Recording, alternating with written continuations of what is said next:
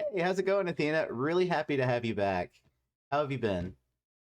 I've been pretty good. I lost my voice for a good like 2 weeks, but I'm back now. I've been playing a lot less Magic because of Duskmourn coming up, and it's kind of like a slow period in Standard for me every time there's a new set coming. But Yeah, yeah, I've been pretty good.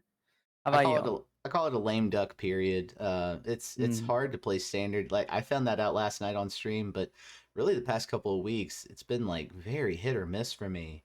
Um, and I'm ready for a shakeup. I'm just ready for a shakeup. mm, That'll be good. I know we just had rotation. I suspect, and tell me if you think I'm wrong, but I suspect the reason they rushed getting the next set out immediately is because of rotation. I feel like the Wizards thought maybe there weren't enough cards in the standard card pool, and so they're like, all right, we gotta get this set released really quickly after. So we didn't have as much time with Bloomburrow as I liked, but I think they didn't plan on making foundations until late in the cycle, so they pushed everything like forward for the sake of putting foundations in end of year. okay, Because I that think makes sense. Duskmorn was like initially Bloomborough was supposed to come out like late last month, I think, Okay, and then Duskmorn was supposed to come out like closer to like Halloween time. that makes a lot of sense. I didn't think of that. I haven't looked at too much foundations. I should look and see what's already been spoiled. But I am excited for Mm, it. I do hope some staples, of course, actually make it, and there's staples that help the meta along. It's a rock mm. paper scissors meta. I will say that I've had a little bit of a tough time on stream finding the one deck. Like as soon as I picked up Domain to tackle the aggro meta, like here comes Demir aggro.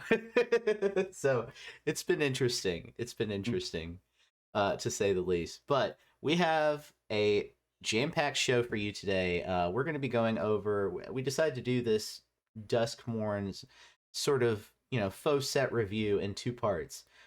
We do want to get to our Duskmourn starter kit. We're going to be doing that next week, so definitely come back for that. But this week we wanted to go over the rares and the mythics sort of on their own and talk about their value in the current standard meta. I know there are tons of content creators out there doing set reviews, going over the rares and mythics as part of that. But here at the MTG Rebellion, we take a competitive focus, and so we're going to try to really be hard judges when it comes to these new cards. I know the trend is to be very excited about all the cards, but me and Athena, I think, are going to be taking a look at this in particular with a competitive eye, and so we're going to be assessing it based on those standards. So we're going to go through all the rares and mythics. But first, I did want to quickly bring up the poll that I posted regarding Bloomburrow set cycle. What was the MVP of the set? I asked our community, and I got some resounding responses. We got some really cool comments too. We had, I'm just gonna go ahead and give the results here. Basically, we had Heartfire Hero, and I'll put the poll up on the screen. We had Heartfire Hero take over that poll. The majority of people voted for that card, and in the comments said why. Essentially this card. I asked the question, what was the most impactful card in standard? And when I phrased it like that, I got some interesting responses. You know, Heartfire Hero may not be the most powerful card, it may not be the most ubiquitous or present card in a lot of decks, but its existence made exile based removal more important. And I think that's a key adjustment that we're going to see extend into Duskmourn. That's a common theme right now, is the stock value of exile based removal. And also just the fact that it's a must answer threat in the one drop slot. Whenever you have that in any deck, that requires a sort of response from all the other decks. So I think that's the reason Heartfire Hero got the MVP slot, and I took over the poll. Do you have any thoughts on that before I talk about the write-in candidate? I would probably put Heartfire Hero as like top three. I Mm-hmm. just the fact that it's only really going in one tier one deck, and then Mm-hmm. it goes in like Mice, which like bounces in and out of the meta. Yeah. I'm not I'm not super sold on it being number one. My number one is Caretaker's Talent. Okay. I feel like it spawned three completely different decks between like four, sorry, between Mono White, Boros, Orzhov, and Azorius Caretakers. Mhm. The entire deck is built around caretakers, whereas Heartfire fits into an existing deck. And it just like shaped the meta so much of needing so much enchantment removal, right? There's like certain archetypes that just struggle really hard because they just don't have enchantment removal. Where is a Rakdos stack right now? Nowhere. Yeah. Like you Yeah. have lizards because it goes really fast, but you Yeah. can't play like Rakdos mid range and hope to do anything about Caretaker's talent. Yeah, it's very So I don't know. interesting. Caretakers is clear MVP for me. And a lot of our folks thought that as well. In the comments, Caretaker's Talent got several comments as sort of like, why isn't this up on the poll? I had chosen at the time to put Beza up for that archetype, to represent that archetype. But a lot of people urged me to put up Caretaker's Talent. And I think that's for the reasons you listed. The pushback, of course, is that all those archetypes you listed are really just mono white control with extra steps. I mean, to Some, an extent, right? yeah. But not entirely. I think like the Boros deck and the Azorius deck plays significantly different from each other. Yeah, unfortunately, the Boros kind of fell off as Mono White sort of came onto the scene. And I think Hmm. that's just because of piloting. Like, people chose to pilot the Mono White control. It's a little easier to pilot. The mana base is easier. But yeah, I think Boros lay down controls. arms is just too strong of Yeah, a spell to skip out on. Yeah. yeah, it's really hard not to want to play Lay Down Arms. And Exile based removal again, very very important right now. So yeah, I Hmm. think also with the same argument, a similar argument, not the same argument, but I think Innkeeper's Talent also added to the need for enchantment removal. That card has been Hmm. present in Golgari Talent, and not too many other decks. It made a showing on occasion in Gruul Prowess, but I'm not exactly sure that it fits there. At least not anything more than like one or two copies. Regardless, those were the cards that you guys talked about and voted on. Thank you if you interacted with that poll. We're going to have more in the future. We had several that are going to come into relevance here as we talk about these rares and mythics. Um, so we'll talk about those when we get there. But yeah, MVP of the cycle, regardless of what you thought it was, I think these two cards, Heartfire Hero, Caretaker's Talent, Innkeeper's Talent, all had a specific impact on what sort of removal you want to side in, what sideboards look like, and they're going to continue to have an impact because I think they're reinforcing the need here for enchantment removal. But we'll talk about that when we get there. Let's go ahead and go now. We have up on the screen all of the rares and mythics from Duskmourn in color order. We're going to talk about each and every single one, and I'm going to start here by bringing up, and whenever we have a sideways card like a room, I'm going to click on it so you can see it in its full glory. We have Dazzling Theater Prop Room. So when I first saw these, I was a bit confused, and I think most new players are gonna be just a little bit overwhelmed by the mechanics here. But if you're a veteran player, you've seen some of these mechanics in uh, other sort of card types before. This one is just you can play either side, right? You can play either side, and you get that effect. You get the other effect apparently when you tap at sorcery speed to spin for that effect. So, in the case of Dazzling Theater and Prop Room, it comes in and gives Dazzling Theater for 4 gives creature spells you cast Convoke, which seems really cool. We'll talk about the value in just a second. The other side, Prop Room for 3, untap each creature you control during each other player's untap step. So I'm gonna go ahead and say that this is bait. I think the effects are they seem like really cool effects. It seems like something you would want to do. I just think it costs too much. And you're going to hear me say that a lot today. I think it just costs too much. I think the decks that want to do this already have things they want to do by turn 3, turn 4 that are not based on this or based on the board state in this sort of way. That's just my quick assessment. Athena, what do you think? I'm going to just mirror what I'm going to say about 99% of these rooms, in that they are way too overcosted and Mhm. don't have enough going for them in standard or even other formats.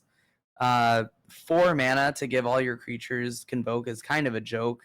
Um, you're not wanting to cast a 4 mana spell in decks where you're wanting to convoke a Knight Errant or a Wandering Rescuer. So Yep. it's just so much anti synergy there, and you're like untap each creature you control during each other player's untap step is okay, but it's not. You really want to be doing that with like. Okay, I guess I could see something with there's like a card later on that gives like all your creatures tap to add a mana. I guess Yeah. I could see something with like the right side and that, but that still just seems so slow and so clunky and so easy to interact with that I just don't think it really has a place. Yeah, I agree with you. And just one quick comment before you shift to the next card. I want to say the convoke, when you see convoke here, I think what they have in mind is the survival mechanic, which is one of the limited archetypes. So bear in mind, even though we may not be high on some of these cards, some of them are there for limited, some of them are there for other mechanics that just aren't going to be relevant in standard for some time. Is Mhm. my opinion on that. And convoke is one of those because it allows you to have those creatures be tapped by the time your second main phase rolls around, and then you get to do whatever you get to do with those survival effects. I think that's part of the reason this card exists, but we're not Mhm. here to comment on limited. We're here to comment on competitive standard and other formats as well. If that's another thing I want to bring up is I haven't seen anything that's relevant towards Pioneer, but there might be like one Oh, or I two have. things. Okay, I have. definitely. I actually think this set Okay, impacts Pioneer more than like most other sets I've seen recently. definitely bring that up because that's Yeah. something that slipped by my radar. I haven't been playing Pioneer Mhm. or Explorer in a couple months, so I'm rusty on that. Definitely bring that up when it becomes relevant. But go ahead. What's our next card? So the next card we have is another room. It's Dollmaker Shop and Porcelain Gallery. So Dollmaker Shop is 2 mana enchantment. Whenever one or more non-toy creatures you control attack a player, create a 1/1 white toy artifact creature token. And then Porcelain Gallery is 6 mana. Creatures you control have base, power, and toughness, each equal to the number of creatures you control. So we can ignore the right side. The right side is way too overcosted to ever do anything because you need a wide board and porcelain gallery, and that's just too much of an ask. Um, but in terms of the left side, there's like some argument you could make that if you go like, turn one, you play a 1 drop, and then turn two, you Dollmaker Shop attack with it, it could be good. But then we're playing in a cut down format, torch the tower format. How Hmm. likely is that going to be that like if you're playing an aggressive deck, your 1 drop survives to attack on turn two? I'm just not seeing it. I'm not seeing it. I agree.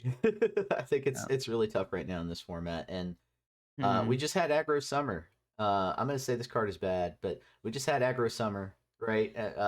People are primed and ready to combat aggro. I think that's Mhm. been the focus this last week of Bloomborough. That's been the focus. If you haven't seen the State of the Meta, go check that out. We do briefly mention that, but yeah, I agree with you. I think a lot of these rooms are just too much in terms of Mhm. cost. Um, Next card we have now. I do like this card, Enduring Innocence. So there's a cycle here of the enduring cards, in which you get some value after the creature side is removed. It gets to stick around as an enchantment.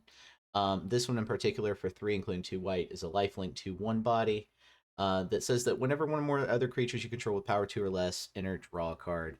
It reminds me of Welcoming Vampire a little bit here.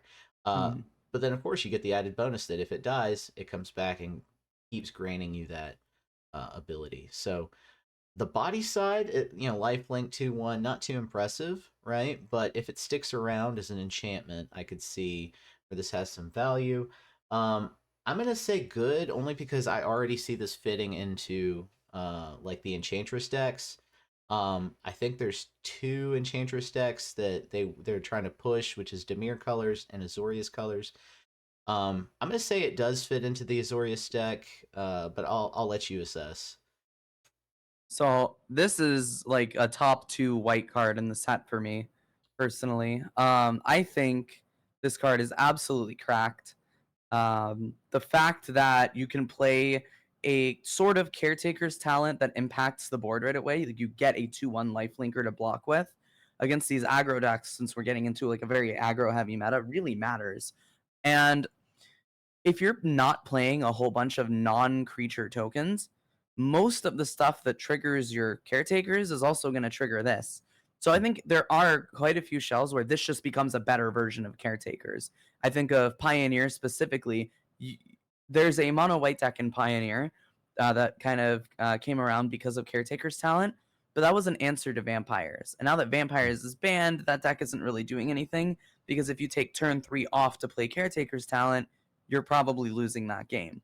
but this impacts the board. You get a blocker against like the Rakdos aggro decks. If it gets removed, you get to keep it around anyways.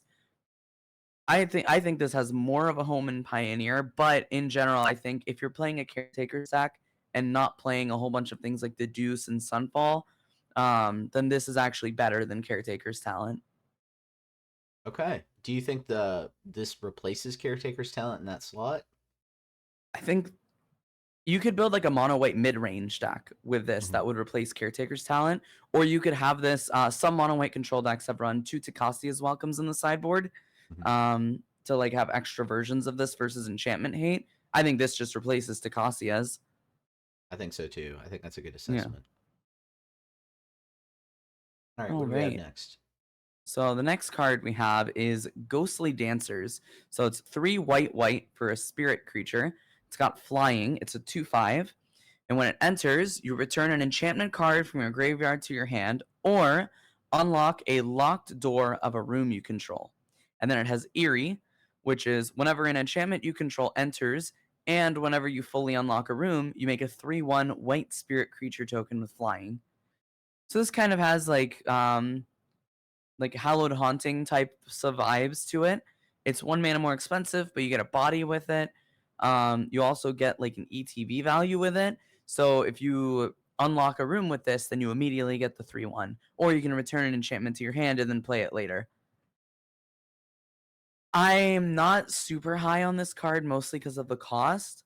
But I Mhm. mean, if you were to make some kind of archetype that was like a white, maybe white blue, enchantress stack with this as your top end, I guess I could see it. Or this as like your sideboard card against grindy matchups.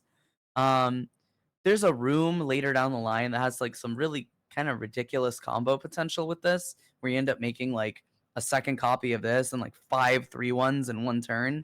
Whoa. Um, it is a little bit magical Christmas land, but maybe someone can crack that. Okay. Okay. Yeah. Um, yeah, I'm with you on the cost. I said that this cycle I was going to be a lot harder of a judge when it comes to cost, because that's something that has really limited what sort of archetypes I can play. Is whether you can play Mm. it fast enough. We had aggro summer. We're getting into and we talked about this briefly on the state of the meta. Turn 2 wins in the Gruul deck, possibly if you have the right cards. So it's like turn 5 just seems like a distant dream. I don't know. I mean, Tybalt's Trickery was like a turn 2 win, Yeah, and I mean, yeah. that kind of like it got banned for bad play patterns, but it wasn't a good deck. I guess you're right. I guess you're right. And you do the deck I'm talking about. You have to draw the ley line in your opening hand. It's like, how often does Like that you're, happen? yeah, we'll talk about that when we get to the Okay. ley line. Yeah, yeah. I don't Yeah, want to steal our own thunder here, but yeah. right. I'm gonna rate this as I'm gonna rate it as kind of baity, just because it seems like a really cool effect, but the cost might prohibit a lot of building around it. Yeah. Speaking of ley lines, we get to our first ley line here, Ley Line of Hope. So, Ley Line of Hope costs 4 if you don't get it in the opening hand. Uh, this allows you to gain life plus 1. So, whenever you gain life, you gain that much plus 1. And also, as long as you have at least 7 life more than you started, so 27 creatures you control get plus 2, plus 2. This has like Selesnya Angels vibes for me and Pioneer specifically, but even in that deck, I don't think I want this card. I think No. the ley lines are so tricky. They're tempting, right?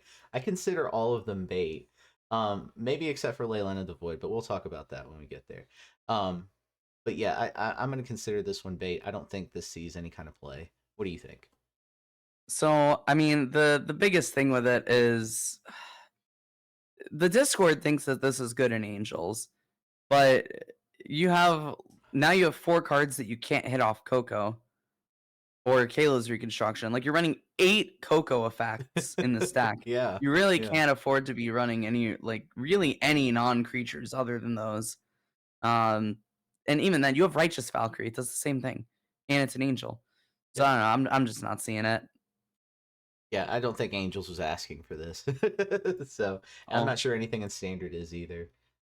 no. Especially when you have, and we'll talk about that. You have a card that shuts off life gain. Oh my god! But go ahead. What's our next card? So the next card is, in my opinion, the best white card of the set, Overlord of the Mistmoors. So it's 5 white white for an enchantment creature avatar horror. It's a 6/6. It has the new impending mechanic for 2 white white. So if you cast this for 2 white white, it is an enchantment. It is not a creature. It gets 4 counters on it, and then on each end step you remove a counter. And when it has 0 counters, it's a creature. So it's something you can kind of play early for some value, so you don't have to like sit with a 7 mana card dead in your hand. And then it can later turn into the big creature threat. So that's the impending mechanic. And then they all have abilities where they enter or attack at triggers. So you can get it both on the impending and when it's attacking as a creature. So this one has when Overlord of the Mistmoors enters or attacks, create a 2/1 or create 2/1 white insect creature tokens with flying. I'm super high on this card. It curves right after both Caretaker Talent and Enduring Innocence. Um, you get a 7 drop for later parts of the game in that deck, where one of the big problems with it is you kind of have struggles closing out games with that deck. This is definitely a game ender. You can link it, you can reanimate it. It ends up being this absolutely insane value engine that has to be answered right away, and it gets value on ETB. I think this card's insane. I think this is a meta-defining white card. What are Wow, your thoughts? yes, I have similar thoughts, and for another reason too, which we'll get to when we talk about other overlords as well. But I'm gonna rate this good. I think you highlighted a great reason, a great consideration for how we rate cards, which is does it curve out? Does it curve out in a shell that already wants this in that slot? And this does. If it wasn't for the when I first read this card, I was like, oh, this is terrible. But then I read the fact that when it enters, even as an enchantment, you get that ability. And so your Mhm, turn 4 play isn't just I put a meaningless enchantment on the board. It's I put this down, it's coming in later, but I also get 2/2/1 white flying bodies. And that is significant, mm, especially in the caretaker's talent shell. So I'm gonna rate this good as well. I mhm. definitely dig this card. Um, man, I can't wait to look at all the overlords. We'll have to talk about which one we think is going to be the most beneficial in its shell. But Yeah. let's talk about the next card. This one is Reluctant Role Model, 2 cost human survivor, and this is the first one we've seen with the survival mechanic. I mentioned earlier that you want to have the creature tapped whenever the survival mechanic hits in the second main phase. In this case, you get to put a flying lifelink or 1/1 counter on this card, and then whenever it or another creature you control dies, if that creature or it had counters on it, put those counters on up to 1. So you get to basically shift the counters over. And as a 2 drop, 2/2 body, I'm going to go ahead and rate this as good, just because I see this getting play in something with Convoke. Convoke can sort of make this trigger. I don't know though if it's still debatable. I rated it as good. I think it's playable, testable. Don't know if the Boros Convoke deck wants it or the Jeskai Convoke deck wants it. We'll have to see, but there aren't too many other things vying for the 2 drop slot. So, perhaps this actually does see play. I'm gonna have to test it out to really give a final judgment on it. What are your thoughts? I think this is bait. I don't think you'd ever play this over other 2 drops in like Pioneer Humans. I don't think there's any other similar white aggro deck that would want this in standard. I mean, it seems okay for Convoke, but this just seems like a worse Warden of the Inner Sky. Hmm. And I feel like you would just play Warden of the Inner Sky. So yeah, I'm not huge on this card in I standard or in Pioneer. I guess I'm thinking about the ceiling, right? You have Warden in the Inner Sky turn 1, you have this turn 2. You don't, but see, do you want this over Resolute Reinforcements, right? Because if Yeah, you but you play yeah. Reinforcements, you have the bodies to tap out for Warden in the Inner Sky. Then I can Yeah. see if this is one of the bodies you tap, then I can, I don't know. I don't know. Give Yeah, him but then if something. you curve Warden into this, you don't have any you can't tap the Warden because you only have That's 2 very things on the true. board. That's very true. That's very And true. that's a really slow start for Convoke. Yeah, it really is. So yeah, okay. All right. I am gonna test it, but yeah, you're probably right. But what's our next card? So our next card is Split Up, and this is the first card that I had people do a YouTube poll on to try to rate it. So I guess I'll start with the YouTube poll. I did it on 5 different tiers: top tier, solid, mid, bait, and terrible.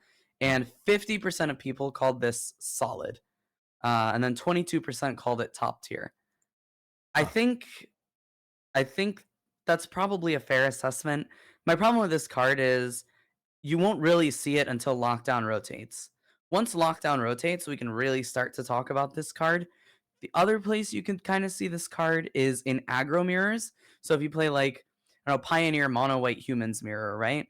You attack with all your creatures. They want to try to attack back, so they're not going to block much. And then you split up, hit all untapped creatures, and blow out their board, right? I can kind of see it for that. We have Portable Hole that you don't really want to replace, and you don't want to have too many slots for your aggro mirrors. So it really just depends. But I think this sees play once lockdown rotates for sure. What do you Yeah, think? I also had a similar opinion. I don't see where this sees play while we have temporary lockdown in the format. That scenario that you just imagined is one that I didn't think about in Pioneer, but yeah, in aggro mirrors, okay, okay. Um, for standard, I was thinking like, does Domain want this? You know, like does Domain want this when it's dealing with an aggro that's trying to go underneath that attacks with everything? Is this one of those possible board wipes? But I think it still wants temporary lockdown over this. So I'm Yeah, unless unsure. you want lockdowns 5 and 6, like I don't think you play this. Yeah, yeah. So, um, we'll wait and see. I don't know that I test with this right off the bat. So yeah, I concur. Hmm. I'm still thinking about this card. This is still one that I have a split decision on. I just don't. I'd have to. This is one of those where I have to play it to really know because I don't know how often that scenario is going to come up, especially if people are aware that this card exists. We'll have to see. So so your decision on it is a bit split up? Yes, it is. Yeah. We gotta do more dad jokes, Athena. I think that's what the people Of come for. course. They do, they do. You know, I actually got whispers, or messages in DMs in Discord about, like, who wrote these dad jokes for State of the Meta. Really, you get those? I Oh got my I got 2 gosh. different people messaging me about it, yeah. I think we're me and Dark are keenly aware of the fact that there was a Reddit post not long ago where they were talking about like what creators should I watch to that discuss competitive Oh, standard, yeah. and somebody was Mm. like, you might have posted that. Somebody I was I like, posted it, yeah, yeah. Someone yeah. was like, "Oh, yeah, check out MTG Rebellion. Their jokes are a little cheesy, but other than that, they're good." So ever since then, we've just been running with it. Now, Oh, that's great. this past week's State of the Meta was really bad. It was Mm. laden with stuff like that. So Yeah, I don't thanks. You're know. getting my DMs blown up with questions about who wrote these jokes. Oh man, this next card is one I am personally thrilled for. So you're gonna know I already rated as good. The Wandering Rescuer. You brought this up when we talked a little bit about the. We already knew this card was coming when we were talking about Bloomborough and we were talking about the placement of Convoke decks. Um, I think this goes in that deck. I think this goes in Boros. This goes in Jeskai. I know that this card in. I know we're not here to talk about limited, but if you're looking at the survival mechanic again, this is one of those cards that triggers all of your survival mechanics if you're playing in limited, or if that becomes an actual deck in standard. But giving everything tapped, hexproof, providing protection for your board, a flash 3/4 double strike blocker. This card has some fight in it, and I dig it. I really do. I like it. I think I rate it good. What are your thoughts? So I think it's good in Convoke. I think you maybe only want 2 copies. Mhm. Um, this isn't something that makes your board necessarily stronger by convoking all your stuff. You just kind of get a vanilla 3/4 that gives your other stuff hexproof. But then this is the biggest threat on the board, so they'd burn the removal on this. I think it's a lot better when you get into decks like Soldiers, Blue White Flash. It plays really well with Subterranean Schooner and Warden of the Inner Sky. If you play like a blue white mid range deck, because that was kind of a thing back pre Mhm. rotation. I think there's homes for this for sure. I think it could go in multiple decks, but I think it's a solid like 2 of in Convoke. I also dig the desparked watermark. I just noticed that they've been doing that with like Oh Nico yeah. or yeah, like old planeswalkers that are now just Mhm. creatures. That makes me wonder if they're ever going to give them back their spark. Like they're making a point to say this is a desparked person. Maybe. Maybe. Anyway, what's Mhm. our next card? So next one we have is Toby Beastie Befriender. It's 2 and a white for a legendary creature human wizard. It's a 1/1. Whenever it enters, you make a 4/4 white beast creature token with this creature can't attack or block alone. And it has, as long as you control 4 or more creature tokens you control have flying. I'm decently high on this card. I'm a little bit worried. It's kind of like Love Struck Beast from Throne of Eldraine, Hmm. but I'm a little bit worried because a big play pattern thing with Love Struck Beast is that it couldn't attack, but it could still block when you didn't have a 1/1. So I'm a little bit concerned with that. It also has to block or attack alongside something else. So you're probably always going to lose like either the Toby or the token alongside it. So I'm a little bit wary. That said, if you start blinking this, it's insane. You just get a bunch of 4/4s. Um, if you can hit the 4 or more creature tokens clause, all your stuff gets flying. If you build like a white mid-range token deck, like a less controlly version, this definitely sees play as like a 2 or 3 of. Um, there's homes for it. I'm just not as high as other people are on it. What are your thoughts? That's fair. I paired this with Nico. When I talked about it on the statement, I was thinking about it in those terms. Like it, being able to blink in this card is it's insane if you can do Yeah, it. but Nico can't blink this because Nico That's says right. non-legendary. That's right. But there are other cards in that white blue shell Hmm. that allow you to blink. So, hmm. And also the thought is that you're gonna have this out with a bunch of other tokens, right? Maybe you play Carrot Yeah. Cake. Maybe you have And Carrot Cake then or what if you get Scavengers. like lockdown and you keep this, but you like lose the 4/4? Yeah, that is a pretty rough scenario. Yeah, I don't Hmm. know. I don't know. Maybe this is just something that has to be. I have a whole list of cards that just need to be tested, and I put this in there with that.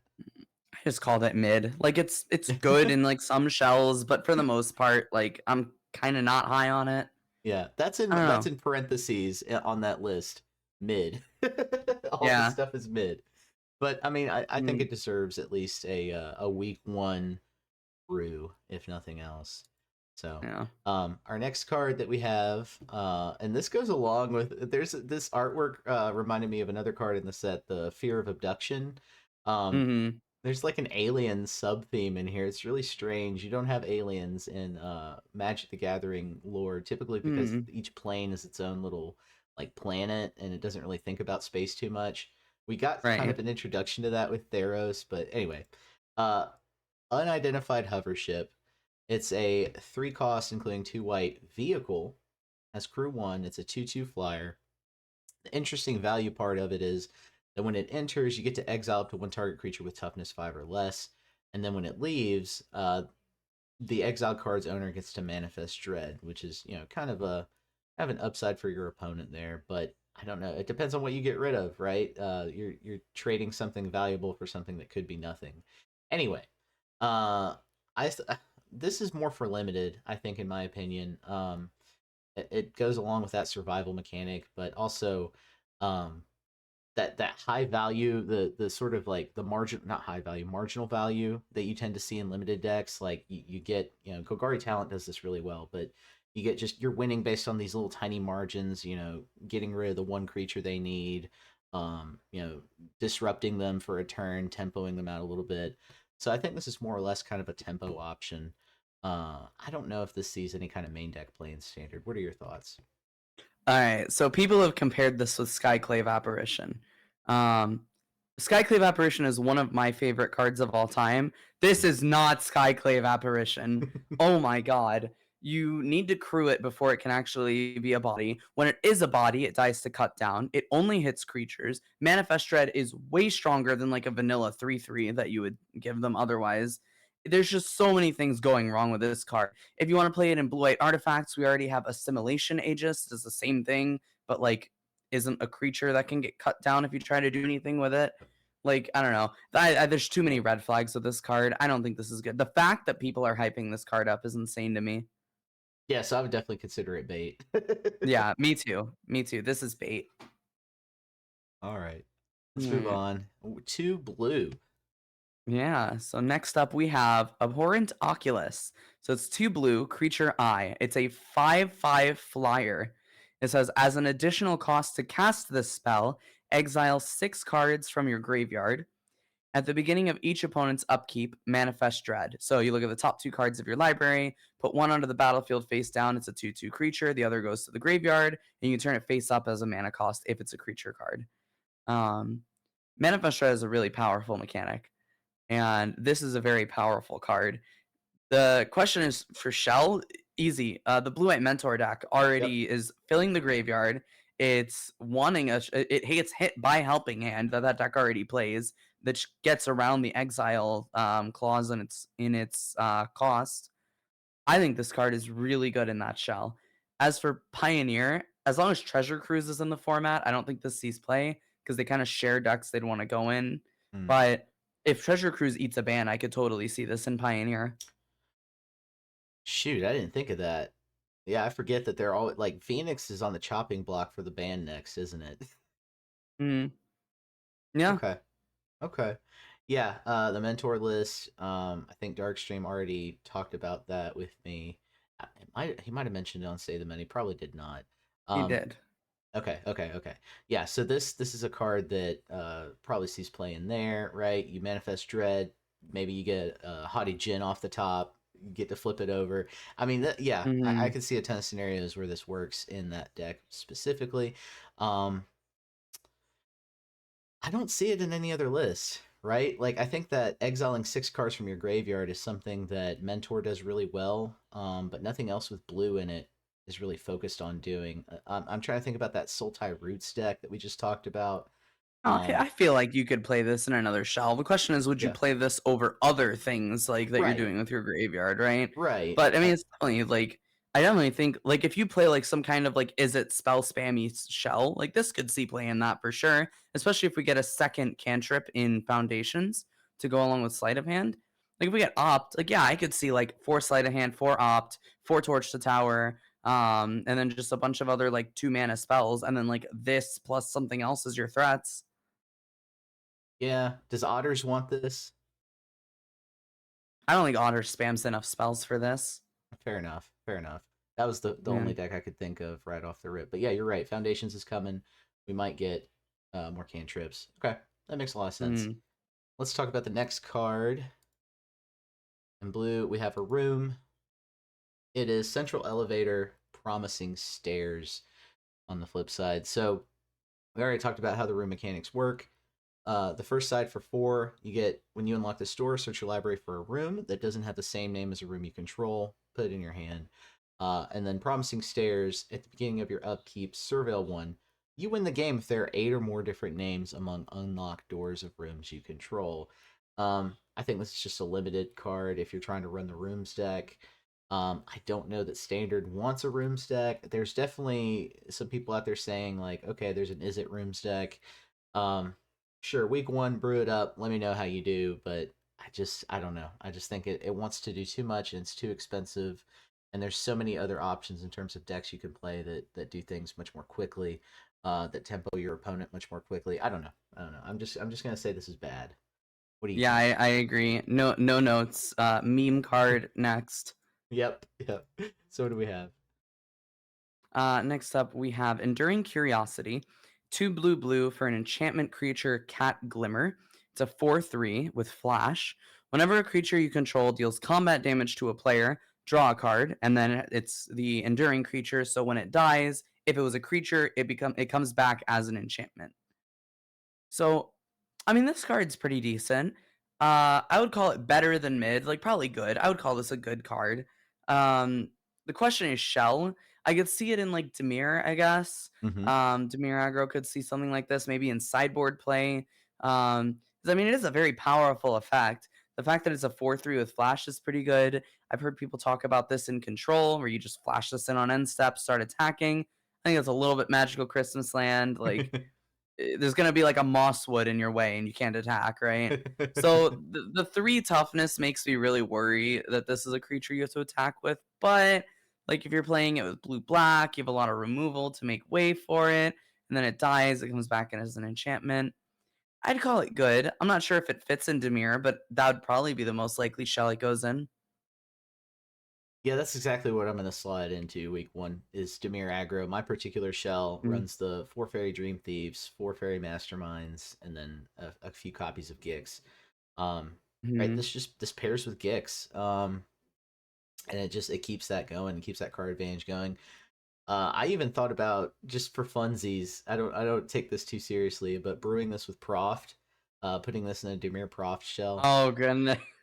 Cause you know me, You and your prof, I try to make Max. that Oh my Proft deck god. work every cycle. Just play Phoenix and Pioneer, man. Just play Phoenix and Pioneer. I You do. get to play your prop. That's one of 2 decks I have in paper for Alright. Pioneer is the Phoenix Okay. deck with Proft. So yeah.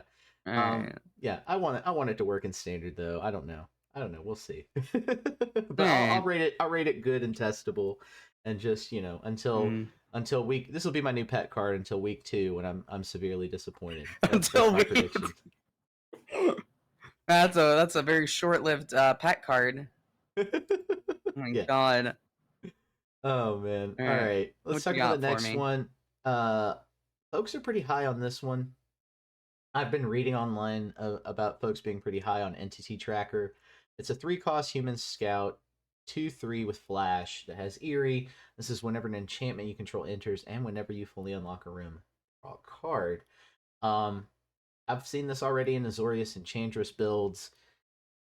The flash speed helps. I think you at least get to draw the card once, until this card gets removed by cut down. It is a 3-cost. If it was like maybe a 2-cost, I'd be even higher on it. But I don't know. The 2/3 stat line worries me. I do see the benefit of this being in like an Enchantress list. And I'm kind of mid on it. What do you think? Oh man. So definitely not standard because 3 mana dies to cut down. No immediate ETB value is very, very risky in standard. Um, and then you definitely like okay, so there is so I don't think you can play this in Pioneer either. But there may be a world. So in historic, Mhm. there used to be a Selesnya Enchantress deck. Um, and then there's also a different deck, which is like the Solemnity 9 Lives lock. That's like a Yeah. blue-white control deck. So maybe there's some way you could kind of combine the two and play blue instead of green because now you have a blue Enchantress and try to go off. But I don't know. That's historic, and that is the Wild West right now. So It certainly is. yeah. Yeah, yeah. Historic is an oddball, right? Because sometimes, some weeks you can get away with playing a very memey deck like that, and some weeks Hmm. it becomes very tight competitive. So I don't know. I don't know. Historic Yeah. is kind of an oddball. I agree with you. Maybe you test this in something like that. This certainly sees play in limited. I know that this screams limited. This screams signpost. Um, Hmm. but in terms of standard competitive, I think, yeah, it dies to cut down. That's that's a really good argument. Yeah, like I'm three not usually. mana dies to cut down with no ETB value is so bad. Yeah, yeah. I'm not Oh, usually a person that advocates for the argument that, oh, it dies to removal, but in this case, if it dies to cut down, that's not just any piece of removal. That's 1-cost yeah. removal. Oh, okay. Ugh. All right. All What do we have right. next? So next up, we've got where am I at? Oh god, I don't even want to talk about this card. Ley Line of Transformation. 2 blue enchantment. It's a ley line, so it's in your opening hand. It starts on the field. As it enters, you choose a creature type. Creatures you control are the chosen type in addition to their other types. The same is true for creature spells you control and creature cards you own that aren't on the battlefield. Do we have to talk about this card, Max? Like, okay, No. let me give a serious thing real Okay. quick. Okay, there's two little silly combos you can do with this, right? The first one is there's a new planeswalker that on the +1 gives you an emblem that gives all your ninjas +1/+1. And that is ridiculously powerful if everything you play is a ninja. Does that warrant this? Probably not. Other silly thing you can do with this is you play Valley Floodcaller, which is whenever like it's like otter, bird, whatever the creature types are, all of them will gain +1/+1 and untap whenever you cast a non-creature spell. So if you have this naming otter and a Valley Floodcaller, all your mana dorks become, when you play a non-creature, untap them, and you can play like a Jeskai Ascendancy thing. You can do that with like, there's like another card further down below that gives all your creatures tap at 1 mana of any color.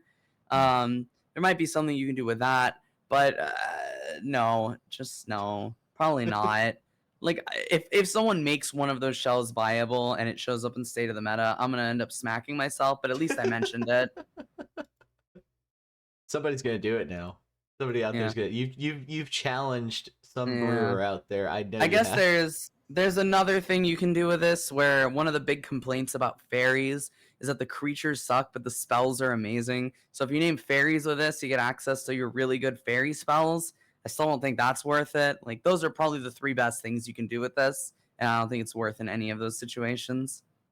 Yeah, I don't know that any other kindred deck wants this, especially No. that's blue. I can't think of anything honestly.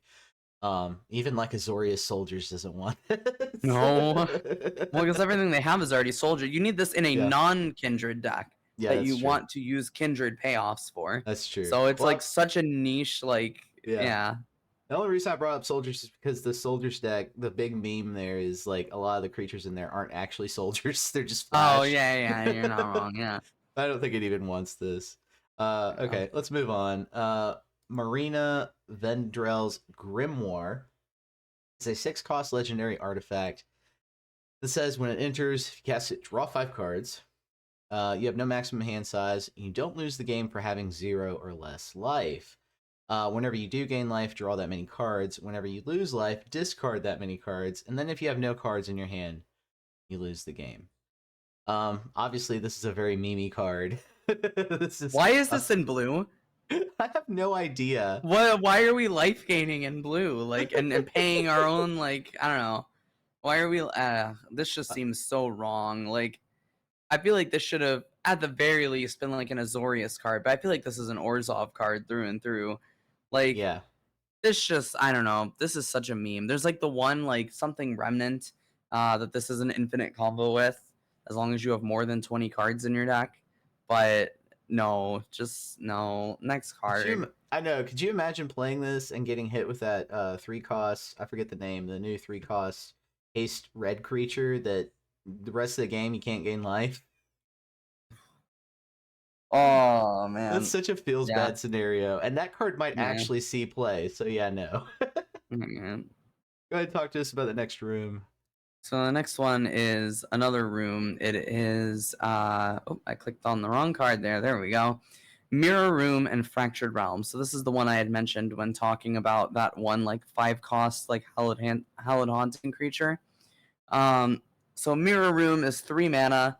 When you unlock the store, create a token that's a copy of target creature you control, except it's a reflection in addition to its other creature types. On the other side is 7 mana for Fractured Realm. If a triggered ability of a permanent you control triggers, that ability triggers an additional time. So you can do like a fun thing with this and that one 5 mana card where you copy it with Mirror Room, it ETBs, it unlocks the Fractured Realm part of it, which then starts giving it double triggers on each enchantment caster room unlock. That's like a 5 mana card and a 3 mana card is your combo, so I don't know how reliable that is. But they're both enchantments, so maybe you can like do a thing in Esper with like Lich Knight's Conquest or something. I don't know. Yeah. But I'm gonna say no for this. Like, this just seems really, really, really niche. Yes. Yes. I'm just gonna say I agree with you and move on to the next card. Yeah. Like I could see somebody doing that in like week 1, trying to brew that up and then giving up on it after it just doesn't work. Yeah, dying on turn 4 to mono red. So Yeah, exactly. So we've got Overlord of the Flood Pits, another Overlord with Impending 4. So it costs 5, including 2 blue, but with Impending it costs 1 and 2 blue. And, like we said before, it comes in as an enchantment and not a creature if you have Impending, and then you remove those counters, and eventually it comes out as a full-fledged creature. This one's a 5/3 flying body that says whenever it enters or attacks, draw 2, discard 1. Hey, this doesn't nothing comes to mind right off the rip in terms of standard decks. But if you're doing some kind of like soul tie reanimator shell, with Lich's Conquest. And that's going to be true for all these overlords, by the way. People are talking about that card in particular because you can sacrifice an enchantment and then you bring back a creature, and so you can bring this back as the full-fledged version and get the ETB twice, I think is how that works. I don't know. I don't know. I don't know that I'm going to be casting this on 3 and then waiting for the impact. Like, casting it that way just seems kind of So slow. bad, right? Yeah. Like If you're, go ahead. here's a comparison point, right? You're playing a deck that wants to hit late game where this effect like turns online, right? Where you want a 3-mana draw 2 discard 1 that like has effects later in the game. Wouldn't you just play 3 steps ahead? Like, isn't 3 steps ahead just it's the best counter spell in standard? Wouldn't you just Yep. play that over this? Like, you get to counter spells, you get to do this, you get to do multiple at the same time later. Like, here's the worst part, right? You're playing a late game deck, so if you're playing against Golgari, you're gonna have to be blocking a lot. You play this as a 5/3. What are you blocking from Golgari? Like, you can't even block a Mosswood. It's Yeah. so, I don't know. I'm so low on this card. All the other overlords are amazing. This one just seems such bait to me. I agree. I think this is the weakest of the overlords. Yeah. If When this you was a 3/5, we could have a conversation, but as a 5/3, no. Yeah, toughness matters now. Not like it didn't before, but it definitely does now when you consider certain things in the format. Golgari being Yeah. a huge tier 1.5 deck, and having those bodies, having that Mosswood all the time. Yeah, anyway. Yeah. Let's move on. Yeah. What's our next one? Okay. Next one is Silent Hall Creeper. 1 blue for an enchantment creature horror. It's a 1/1. It's whenever it cannot be blocked, which is important. Whenever it deals combat damage to a player, choose one that hasn't been chosen. So put 2 +1/+1 counters on it, draw a card, or it becomes a copy of another target creature you control. I think this card's pretty good. Maybe see it as like a 1 or 2 of in Dimir. I don't think you really want 4 of these ever because the baseline body is so weak. But I mean, I could definitely see a curve out of like Spyglass Siren into this into Gix, and that just becomes absolutely horrifying. Yeah, Spyglass Siren, especially because you eventually use the map token to make this even bigger. It makes Mm-hmm. itself bigger. It pulls itself out of cut down range. Interestingly enough, once it lands and hits. Yeah. Yeah, I'm pretty high on this card, especially because I like the Dimir shell, and there's a couple of things I want to do with Dimir. Um, I'm not sure if there's another shell that wants this more than that. There might be a couple of other decks, but yeah, very awesome. I like the idea of creatures that can't be blocked and give you effects right off the rip. You don't have to play like the Curiosity or what is the combat spell that allows when you hit you draw a card. You don't have to play a Oh, second like card. combat research and stuff Yeah, like yeah, that. yeah, that Yeah. card. You don't have to play a secondary card to get the good effect of drawing and getting card Mm-hmm. advantage. So yeah, I'm pretty high on this one. I dig it. Um, all right, we're getting right through blue. We've just got 2 left. Let's talk about the next one. This is a 3 blue legendary enchantment nightmare, the Mind Skinner. I love the artwork, by the way. It Uh, is good. this is a crazy card. It's a 10/1. Can't be blocked, and it says if a source you control would deal damage to an opponent, prevent that damage, and each opponent mills that many cards. Um, is blue self mill gonna be a thing?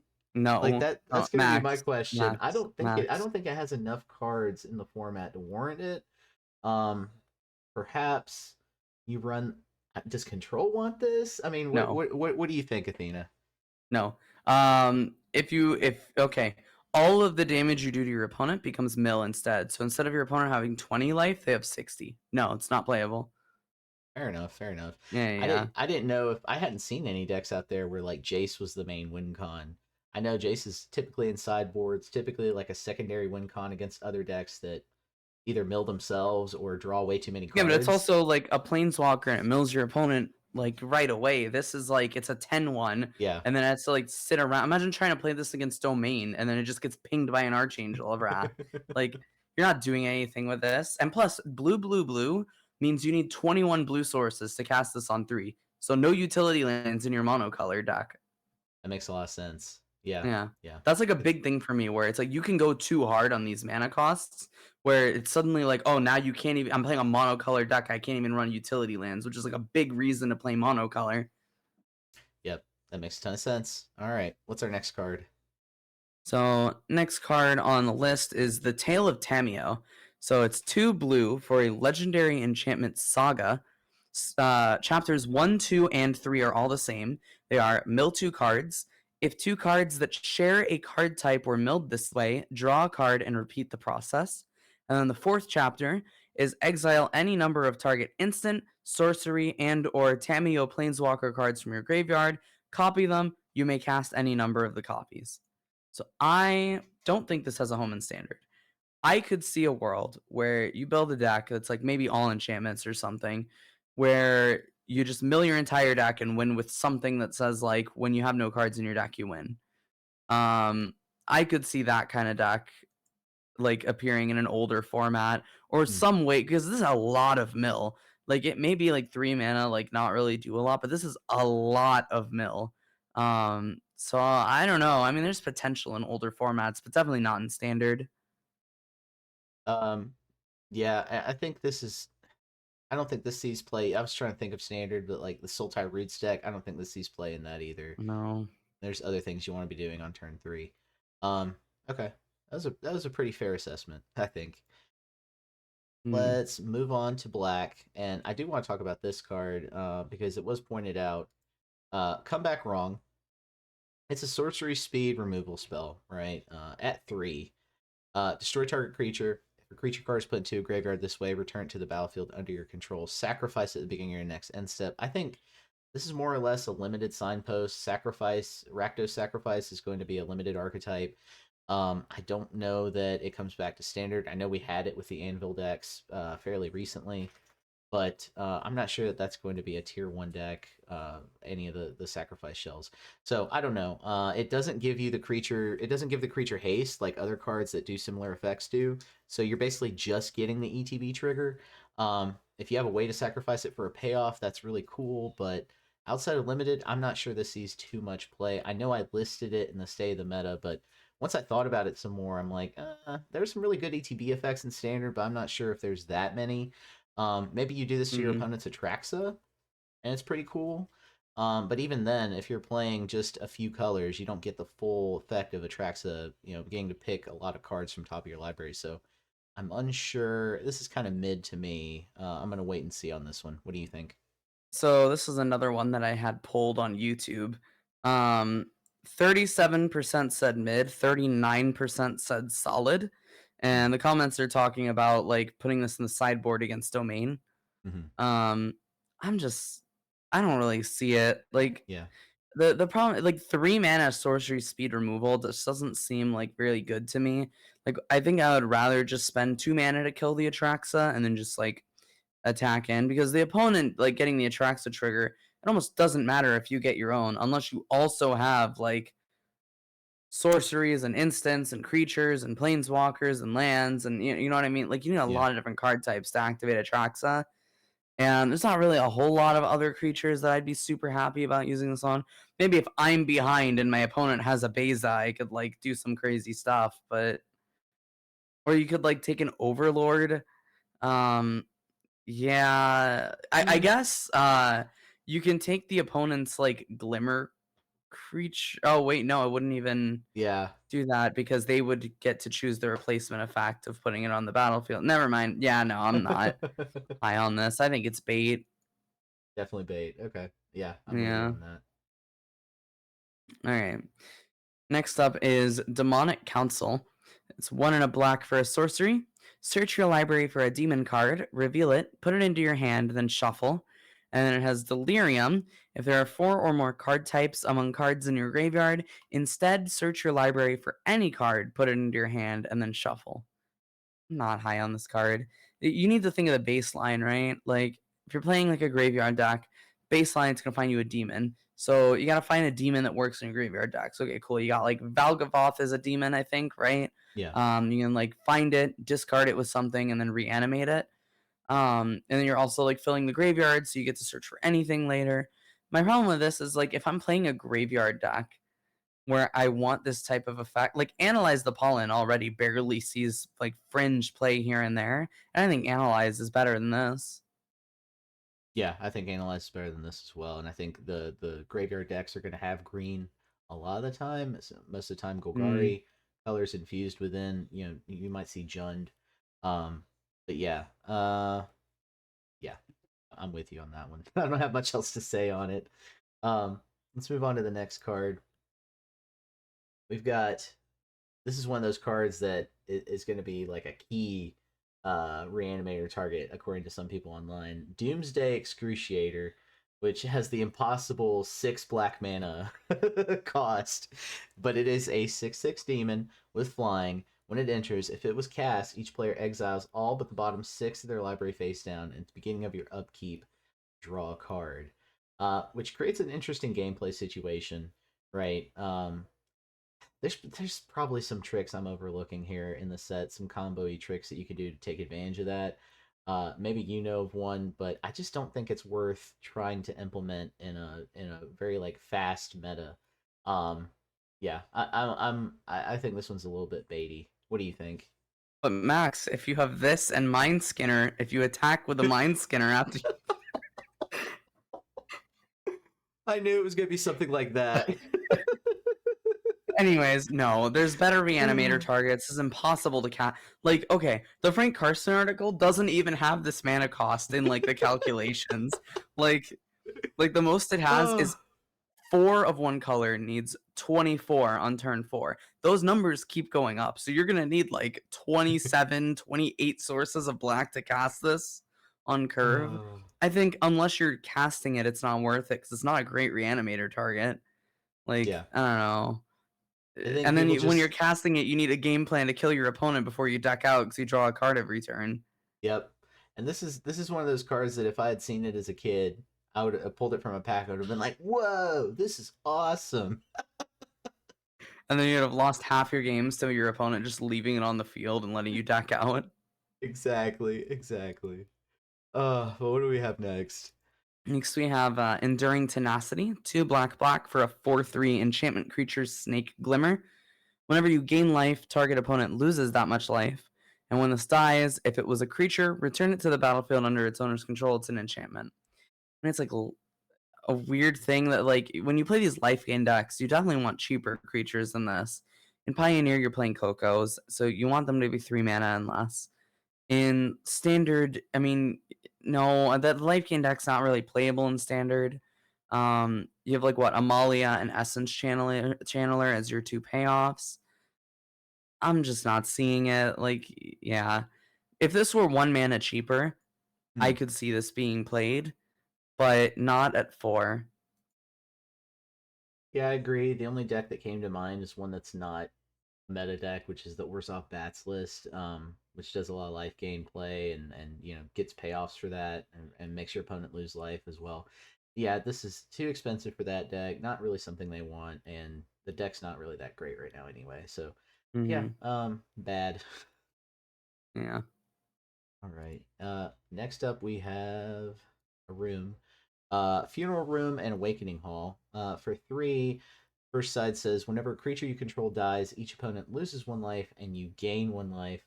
And then Awakening Hall for 8. When you unlock this door, return all creature cards from your graveyard to the battlefield. That's tempting, but too expensive. And I just don't see where this slots in anywhere. Right, there is an Orzhov Reanimator list that's going to be a thing. But I don't think this goes in that. I think it's just way too pricey, and there's just other things you want to be doing before you're able to pay for 8. What are your thoughts? Yeah, well, the 8 mana, I mean, you would play this if you wanted this, it'd be like the Blood Artist effect, but like Mhm. 3 mana is too expensive for a Blood Artist that does nothing on ETB. We had like Bastion of Remembrance and Ikoria that like saw some play, Yeah. but that made a token on ETB. Yep. So yeah, I'm not seeing this. All right. Let's move All on. right. Next up is Grievous Wound. 3 black for an enchantment aura. Enchant player. Enchanted player can't gain life. Whenever enchanted player is dealt damage, they lose half their life rounded up. Go next. Like, what's the point of this card? Like, did you like print this for like? I feel like there's so many cards in the set that are like, oh, we printed this to hate out Amalia, but we banned Amalia right before the set came out. So like these cards just have no point. And it's also like 5 mana, right? So by the time you would Yeah, like shut off a life gain deck with this, they've already gained like 30 life. Like, yeah. yeah, I don't know. I'm not seeing it. Yeah, I'm not seeing it either, especially when they printed alongside this that three cost red creature with haste that does something similarly. It shuts off life Yeah. gain, but it does it for the whole match, even if you remove the creature. So that seems like a much Hmm. better card. I don't know. Yeah, let's move on. So our next card is Leyline of the Void. So Leyline, you know what's up. 4 cost card. This one says if a card would be put into an opponent's graveyard from anywhere, exile it instead. I do think this sees some sideboard play, especially because graveyard decks are starting to come back and become a thing. The Roots deck is still out there. We got Reanimator in multiple colors. So I think at least if those decks start to become tier 1, even tier 1.5, you'll start to see at least a few copies in sideboards. That being said, it's going to be hard because sideboards are already pretty focused on uh, mitigating aggro, and that takes up its own number of slots. So I don't know. Sideboard play, even then, it's a little questionable. What do you think? Yeah, I agree. I think the fact that you need to have 4 of this in your sideboard against graveyard decks is pretty bad when you have so many different decks in standard that aren't graveyard decks. Sideboard slots are very valuable. And unless like Mentor shoots up to a tier 1 deck or something and like top of the meta, or like some like Fractos or Orzhov or Sultai Reanimator deck does, I would not include this over something like Soul Guide Lantern Yeah, or the new form of Graveyard Hate that's later in the set. yeah, yeah. Rest in peace. It costs 2. Mhm. Yeah. Yeah. All right. What's next? Alright. So, Meat Hook Massacre 2. The sequel is never as good as the original. Black, black, black, black, X, X for a legendary enchantment. Whenever it enters, each player sacrifices X creatures. So if you pay 6 mana, each player sacks 1, 8 mana, each player sacks 2, etc. Whenever a creature you control dies, you may pay 3 life. If you do, return that card under your control with a finality counter on it. And then whenever a creature an opponent control dies, they may pay 3 life. If they don't, return that card under your control with a finality counter on it. So optimally, you'd want to play this on 6, which is a pretty big ask. But then even then, you play it on 6, you also have to sacrifice a creature. And we're in a very token heavy meta. So it doesn't say non-token creature. So your opponent would just sack like a random their whatever their worst creature is, right? And then on top of that, like even if you cast this for 4, you need a black, black, black, black in the cost. Or you're playing a mono black deck without utility lands because you need 24 black sources. No, just no. I think a lot of players are stuck on the name. Anybody who's high on this card is stuck on the name and stuck on how much they Yeah, miss Meat Hook Massacre and Standard. yeah.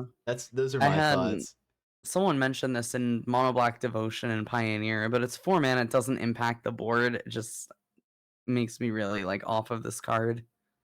I agree. I think you're asking too much. People just think about Yeah. somebody who likes this card is just thinking about the ceiling, and Mm, that scenario never happens. So, yeah. yeah. What did that mono black guy say about it?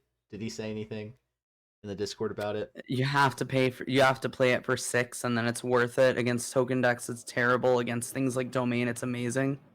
Okay. Okay. But like then Domain's just gonna leyline binding this. So like Yeah. yeah. Yeah. Yeah, too many scenarios where this is just not valuable enough. Okay, let's talk Mm. about the next Overlord. Overlord of the Baelmerk. This one costs 5. It has impending 5 for 2. I think that's the highest impending cost among the Overlords. Correct me if I'm wrong. Um, but when it Like impending like number or cost? number, sorry, not Yeah, cost. it is the highest for the number. Okay. Whenever this Overlord enters or attacks mill 4, you may return a non-avatar creature card or a planeswalker from your graveyard to your hand. Um, hmm. Does this go in the Lich Knight's Conquest deck? It could. It could. It really could. And I think if that's a reanimator list, if you're running it in Warzov, um, 5/5 is pretty good in terms of the body that you get. Uh, Sacrificing it as an enchantment and then bringing it back as a creature seems like a really good line, but I don't know how often that happens, or if that deck's going to be tier 1, tier 1.5, or even tier 2. Um, Milling yourself can be very useful in that list. I don't know. I have to test it. I'm not too high on many of these cards, but this Overlord seems pretty cool if you can reanimate it the way that I'm thinking. Um, I'm gonna have to test it to see. What are your thoughts?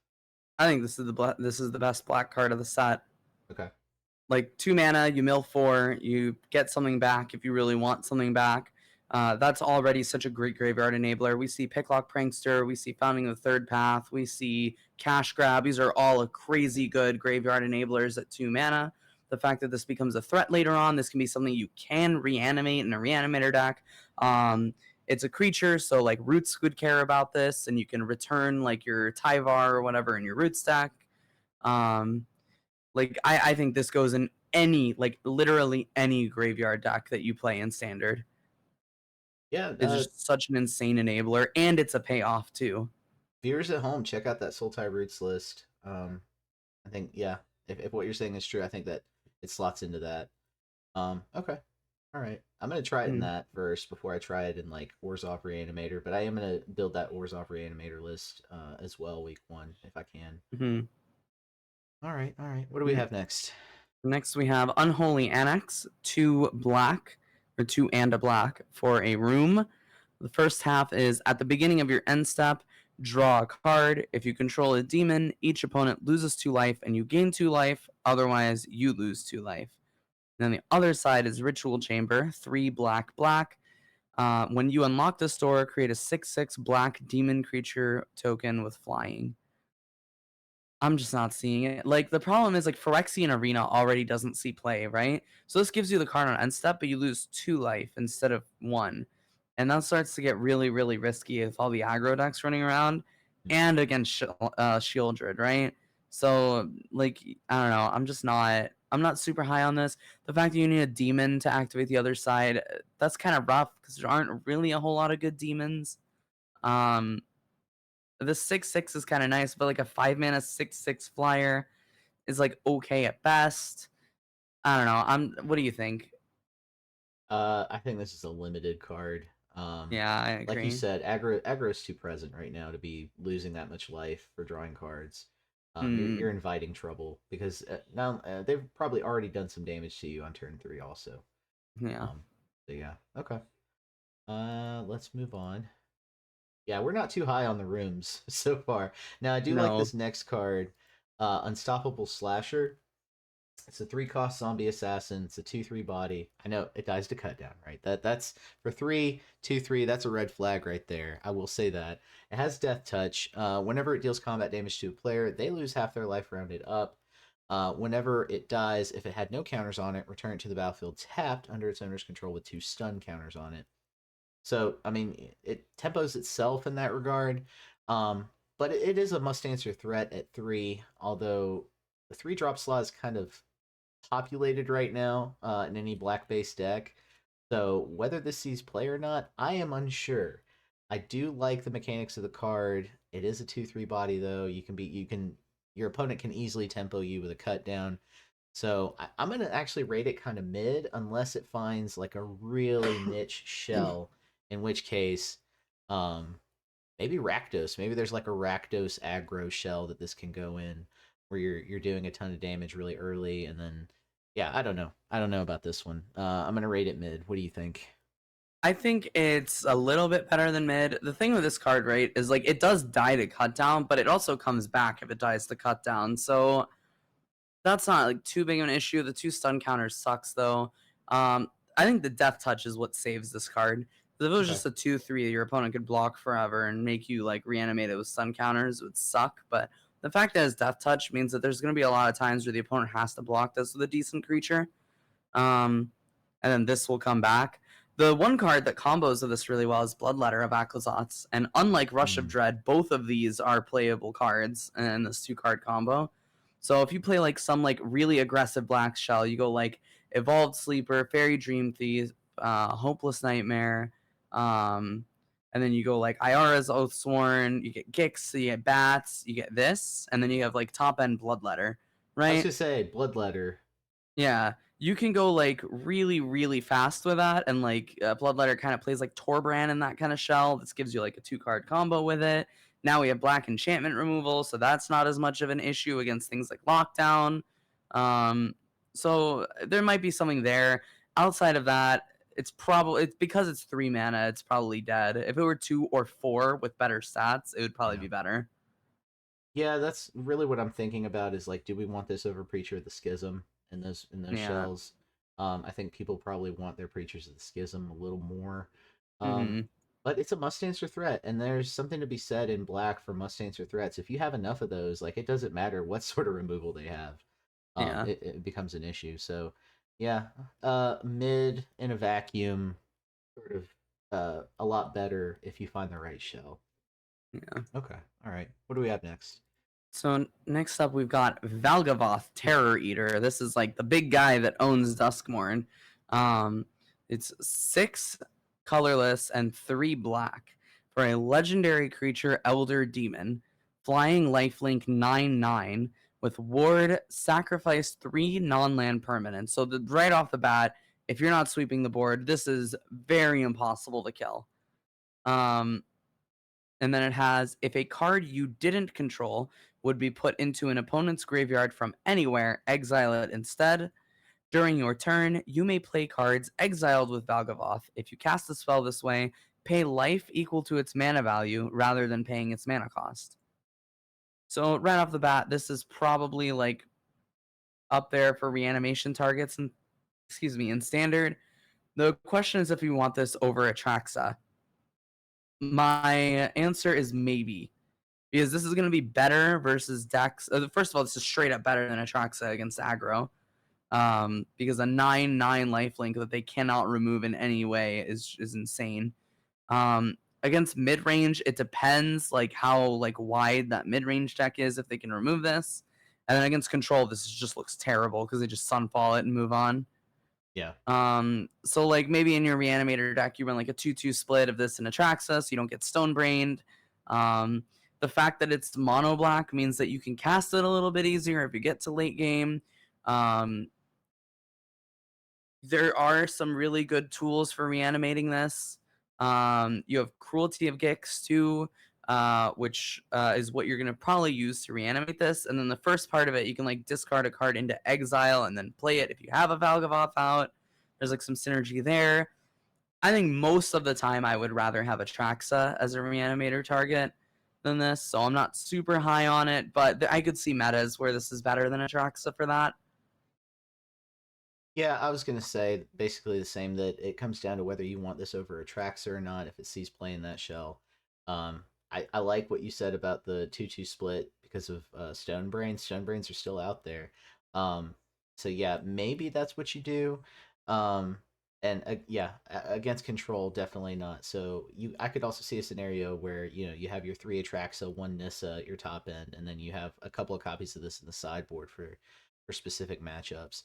I will note there is a treatment of this card that is $245 already. So, Oh my god. and that might be Jeez. that might be because of Commander. I don't know, but ooh, People are that's talking fun. about this for Legacy. I've heard like some talk about this for Okay. Legacy because you have like 1 and 2 mana reanimate spells Oh my in that god. format. Yeah. So and no one runs board wipes. So Oh my like god. yeah, I mean the less board wipes you run, the better. So this is probably better in like something like Modern where there's like 1 sweeper in the whole format. Yeah. Yeah. Um, but yeah, in Standard, like Sunfall is so prevalent. And then we're about to get Day of Judgment too. There's Deadly Cover. Like Deadly Cover Up is the worst, right? Like that is straight up the worst.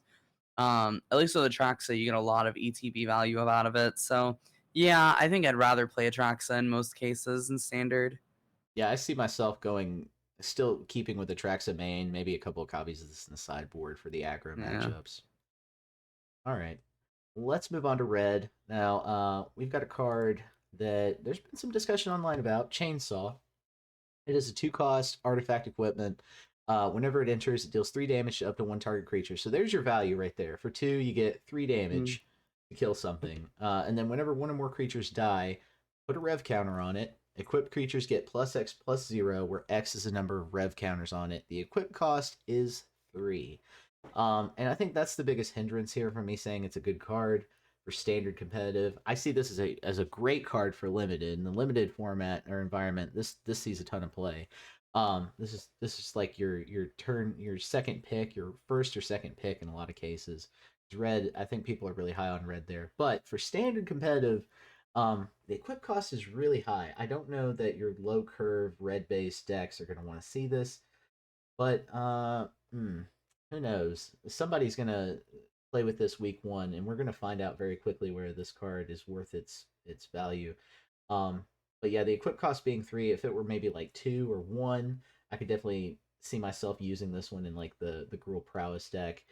But the fact that the equip cost is so high is why I'm kind of like a little lower than good, between good and mid on this one. What are your thoughts?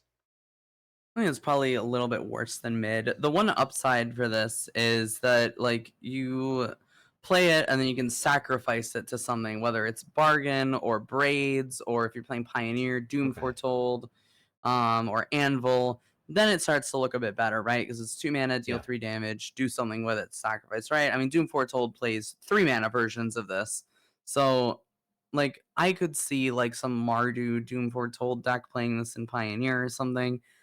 That said, like, yeah, I mean, it basically doesn't have text other than the 3 damage. Anvil would have loved this card in standard Yeah.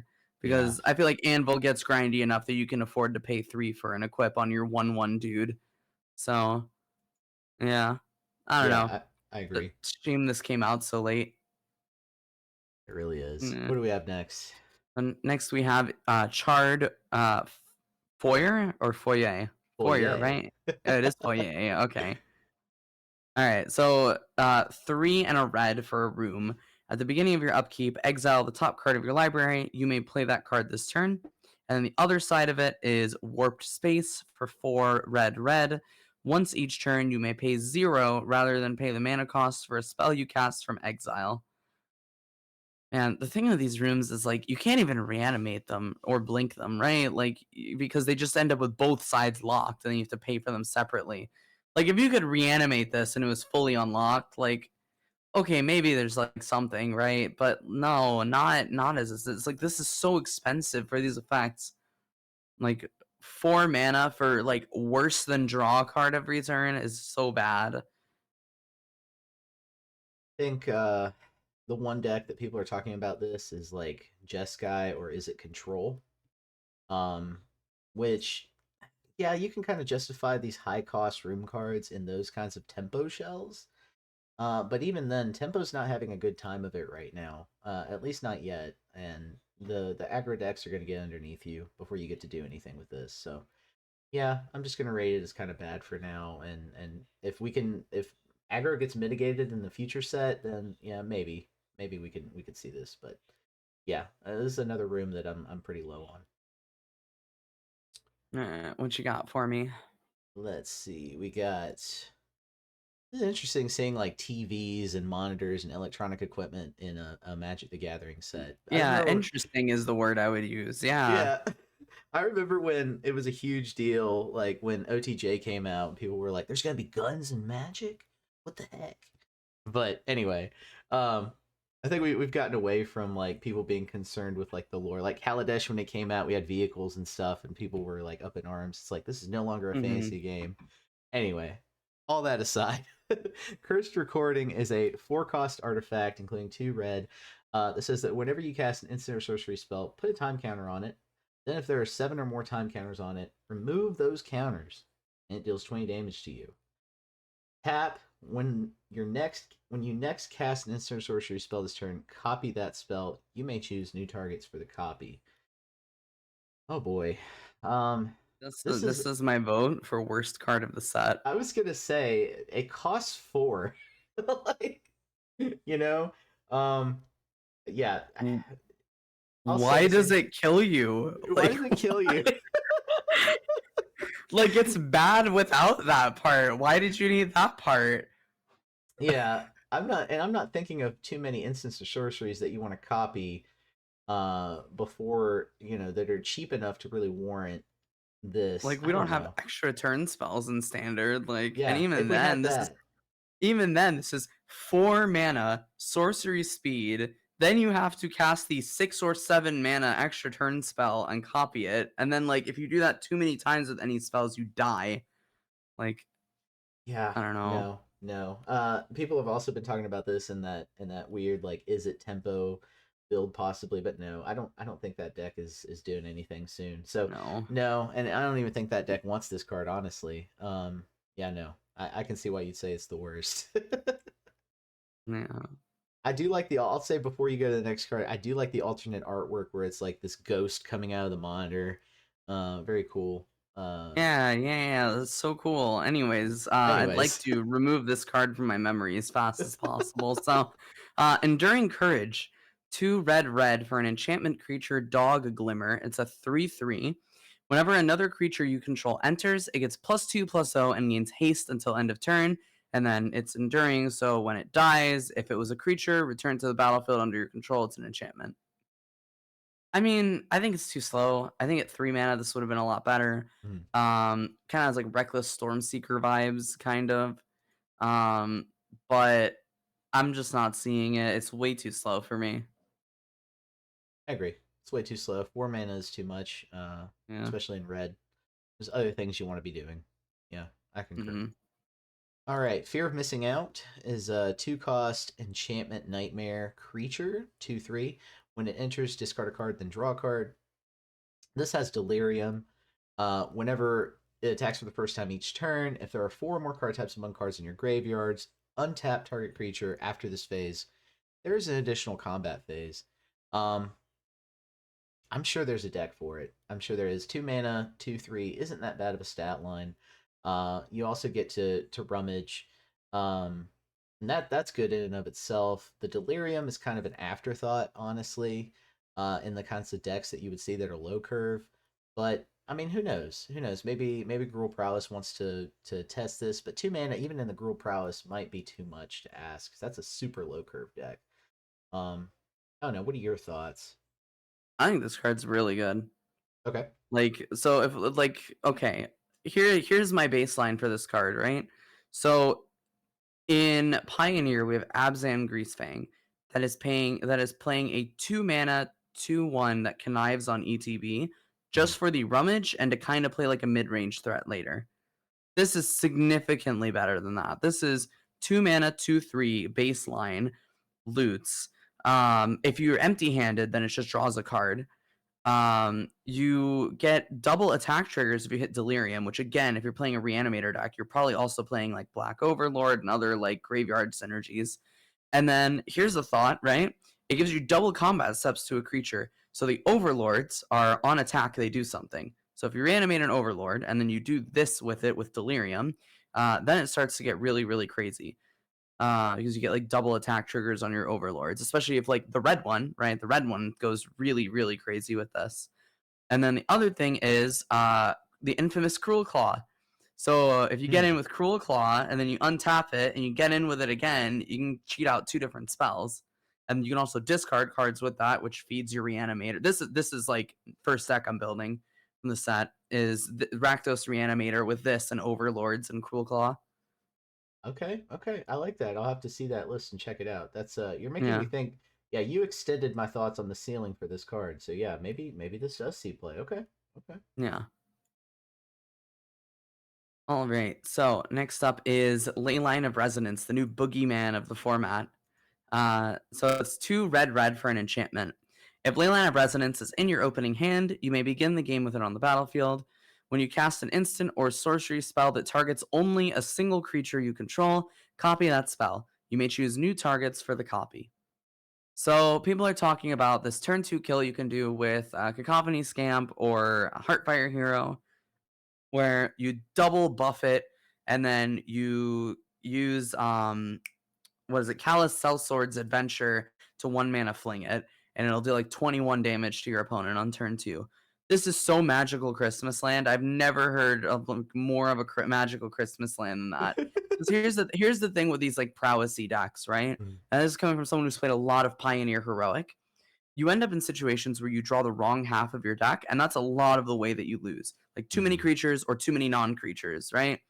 And this just makes your bad draws way worse.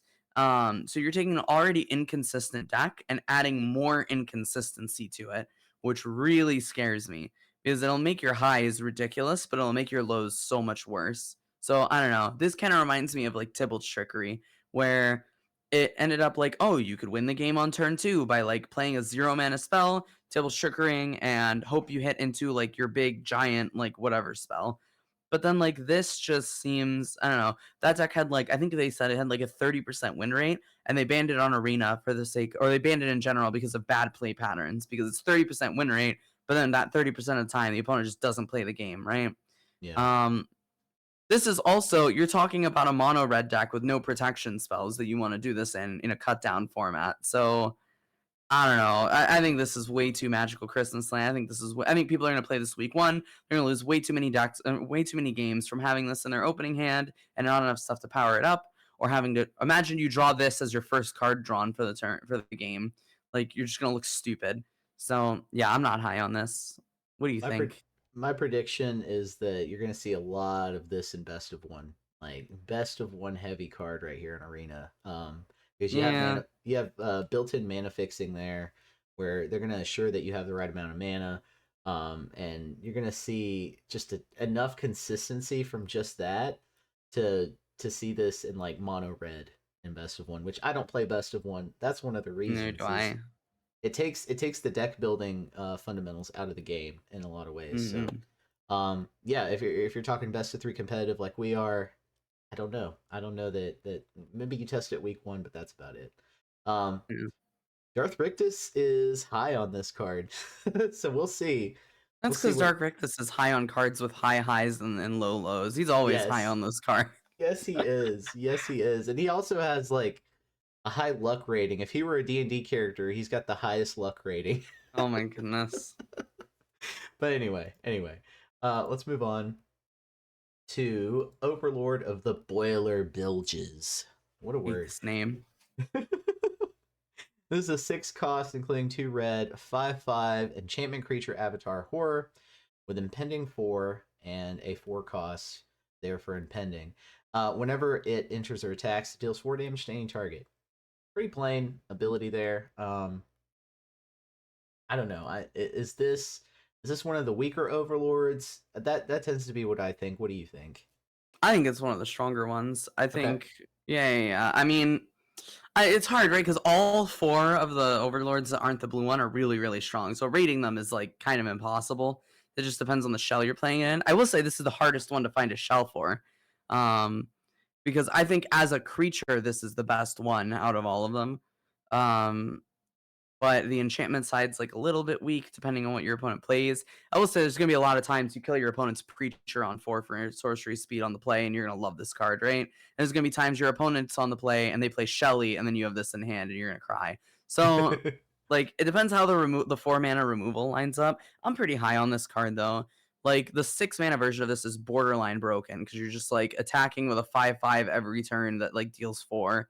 Um, that being said, there's two things I want to point out for this. So Coiling Rebirth is a reanimator spell in standard that cares about reanimating non-legendary creatures. None of these overlords are legendary, so you can get a 5/5 and a 1/1 of this on Coiling Rebirth and then deal 4 damage to 2 different things, which seems really, really strong to me.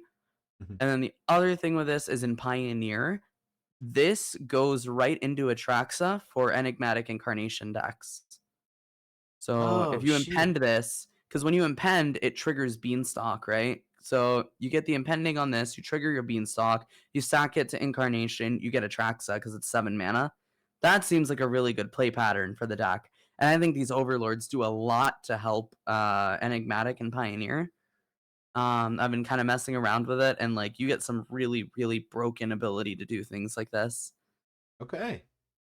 I had not thought about that deck in a while.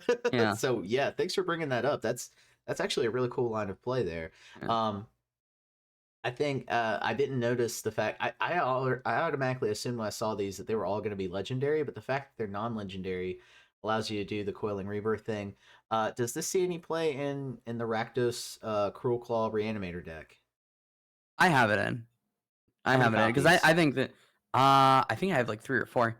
Okay. Just because like it I think if right now in standard it hits pretty much everything you want it to hit for 4 on the 4 mana side.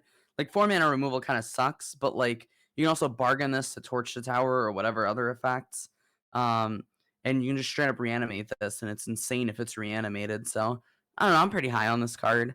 Um especially for like a coiling rebirth style like reanimator deck. So yeah. Cool. What do we have next? I guess the other thing I wanted to point out about it is also works with like the Calamity decks. You can like Oh. crew this with Calamity. Oh Mother of yeah. Halflings brought that up to me actually, from the Discord, and she was saying like if you crew this with Calamity, you like instant win the game because it's a ridiculous amount of damage. Yeah. Yeah, it reminds me of crewing it with Terror of the Peaks. It's similarly in terms of the damage output. Yeah. Hell yeah. Okay. What do we got next? All right. So next up we have Razorkin Needlehead. This is Orcish Bowmasters at home. It's red for a 2/2 creature human assassin. Has first strike during your turn. Whenever an opponent draws a card, it deals 1 damage to them. So, I mean, this is not Bowmasters. Like you need 21 red sources to play this. So you can't play a lot of Mishra's Foundries in your mono red deck, which seems really suspicious. And then you wouldn't really want to play this in any other deck other than mono red. So, I don't know. I'm not high on this. What do you think? Yeah, the fact that it's double red kind of limits what you can play it in, and for that reason alone, I think it's kind of mid. Um, Mm, I could see this being in sideboards against specific archetypes, but even then, that's still kind of niche sideboarding. So anything you would unsure. sideboard this in against, I feel like you could sideboard Magebane Lizard, and it would Mm, probably do similar, if not better, things. you're probably right. Yeah. Yeah, so mid. Um, Next card we have, I have brought this up like 8 times today. Screaming Nemesis. This is a 3 cost spirit in red. It's a 3/3 haste body. Whenever it's dealt damage, it deals that much damage to any other target. If a player is dealt damage this way, they can't gain life for the rest of the game. I believe somebody in the Discord pointed out a combo where you could kill somebody with this and a couple of other cards in one Yeah. turn. I Uh, mean, that's a very niche scenario. I'm not building for that scenario, but I yeah. think as a sideboard card against life gain, maybe in other formats. I'm sure you can comment on that. Um, but yeah, is life gain going to be like a tier 1, tier 2 thing in standard? I'm unsure about No. that. What do you think? So like I don't think this sees standard play. Like okay, so there's 2 versions of mono red, right? And the one that's super popular is the prowessy version. The prowessy version is barely going to be able to trigger this on itself because they're playing a bunch of pump spells instead of a lot of burn. There's like the more like burn heavy one that runs like Godric and Squee that's fallen out of favor, Mhm. and I think those cards are better than this. Um, so I don't know. I'm not super high on this. I guess you could see some like fringe sideboard play, but like again, you have to be like specifically like even the Pioneer mono red deck is right now Rakdos aggro doing all pump spells. Mhm. Um oh, here's a little fun thing. You can reckless rage this, right? Because it'll do 2 damage to itself, or it'll deal Oh two God, damage to it, and then 4 damage to something else for 1 mana, and then turn off their life game. That seems pretty good actually. this Um, does. so maybe against like Selesnya Angels, you sideboard this into Rakdos aggro. Um, that being said, like the only like burn heavy like Pioneer deck is Boros, and I don't think Boros burn wants this because it's 3 mana. Um, but who knows? Maybe, like I said, maybe against Angels, it's a red card, but you need to have ways to enable it yourself. You can't rely on your opponent blocking this. Yeah, I agree. Nobody's going to block this on purpose if they can help it. That being Yeah, said, though, it becomes a sort of must answer in certain scenarios. So I don't know. 3 costs is a lot, though, in the older formats. Like in standard, yeah. 3 might not be too much to ask for a 3/3 body, but in like Pioneer Modern, it's a little too much. Yeah. Mm. All right. Moving on.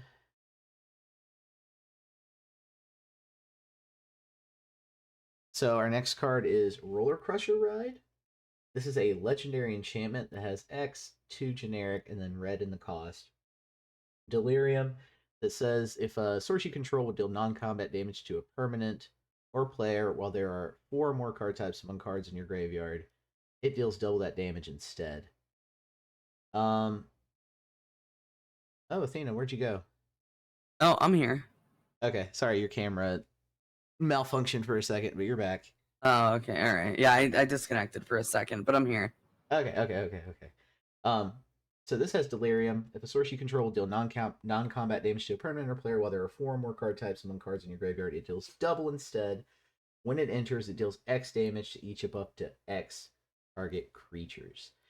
Um, Doubling damage is a popular thing to do in red. It typically costs a ton of mana, and this is no exception. It costs a ton of mana. So I don't see this in like a mono red list. I see this in something else. Perhaps that is its spells list. Even then, I'm not sure. So, I haven't found the shell for this. Do you foresee this going in anything older I don't format think wise, or so. no? No, I don't think so. Like double damage to perm. Oh, it is also players, but you need delirium, right? So you need to have a deck with non-combat damage with delirium, and that's I think that's too much of an ask. Okay. All right. So next up is Waltz of Rage, 3 red for a sorcery. Target creature you control deals damage equal to its power to each other creature, and then it has until end of turn. Whenever a creature you control dies, exile the top card of your library. You may play it until the end of your next turn. What is this card doing? Like, what are we doing? Why do we have a green board wipe in red? Like, what the hell? This just seems so. This seems like a green card, not a red card. I don't know if this is bad. Like, just play a real board wipe. Yeah. Yeah, I concur. I think it's pretty Yeah. simple. This is weird. This is a weird card to have in red, and it's sorcery speed, and it costs 5. Yeah, I don't know. Let's move on. Let's move on to green. To an actual green card that you might actually want to play here. Balustrade Worm.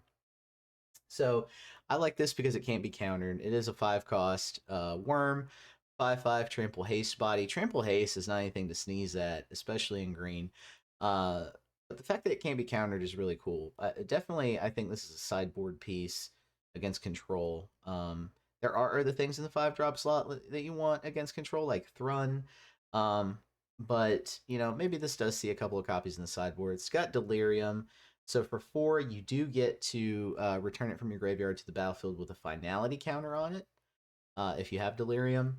And that does happen in mono green quite often. So I'm thinking about this in the mono green shell. It triggers your Outcast Trailblazers. It seems like a pretty good body to have on turn 5, which is typically right before that you're getting board wiped if you're playing against decks with Sunfall and whatnot.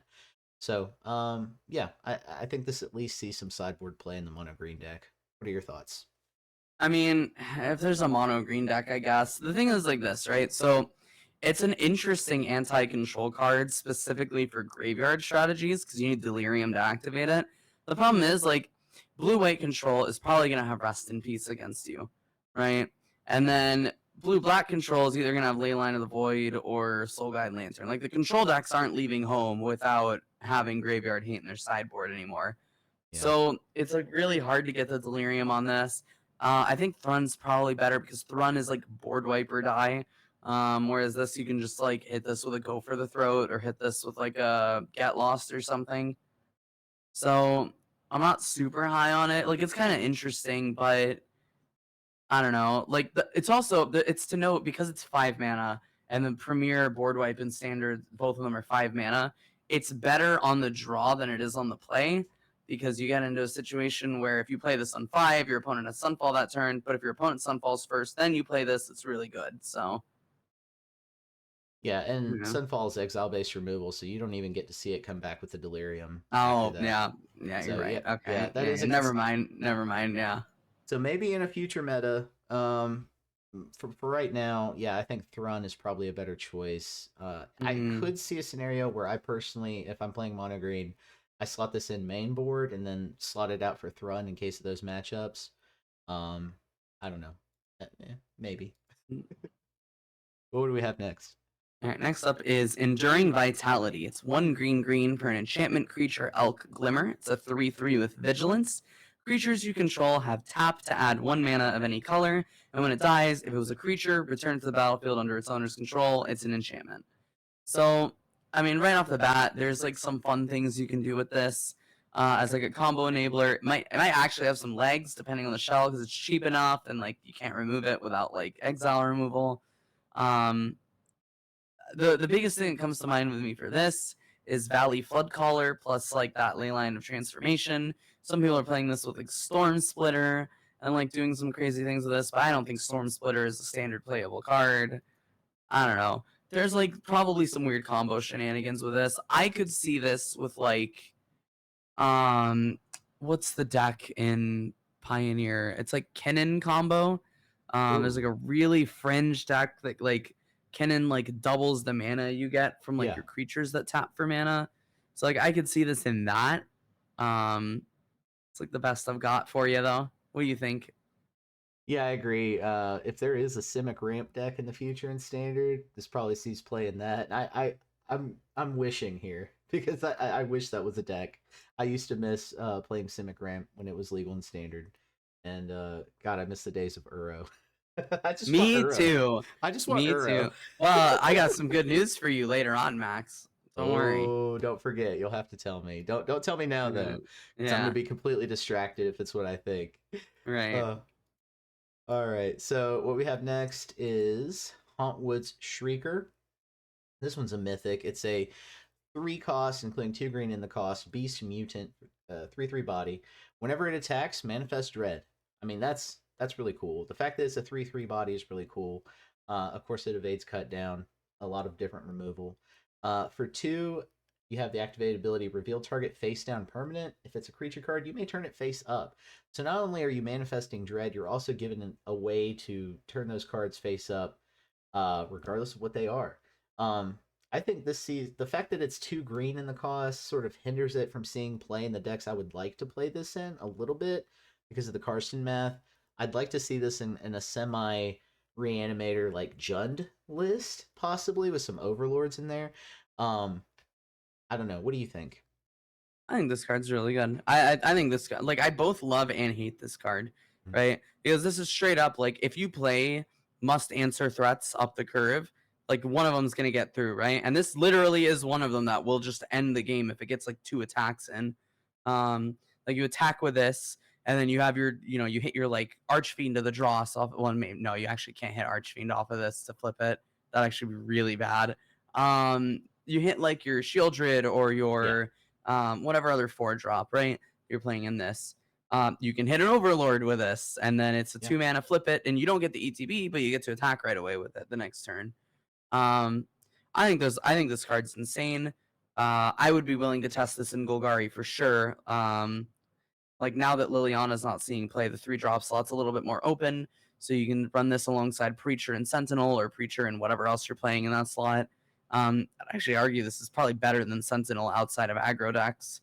Yeah, I don't know. I think this card reads is absolutely insane to me. Like it fills the graveyard, it gets you new threats. Like 3/3 body is not bad for 3. And the green cost means you can play it in 2 color decks just fine. 18 green sources isn't that hard to hit. That's fair. That's fair. It's definitely not in your 3 color list. Yeah. All right. What have we got? So next up we have Hedge Shredder. Hedge Shredder is a 4 mana, so it's 2 green for an artifact vehicle. It's a 5/5 with crew 1, and whenever it attacks, you may mill 2 cards. Whenever 1 or more lands are put into your graveyard from your library, put them onto the battlefield tapped. First place my mind goes with this is crew 1 lets you crew with either Vine Lasher or Analyst. And there's already that kind of like combo-y shell, and there's like a mid-rangey version of that shell. I've been really high on like a mid-rangey version of like Analyst plus Lumra plus Vine Lasher, and then like the like crime ramp creature. I think this fits right into that.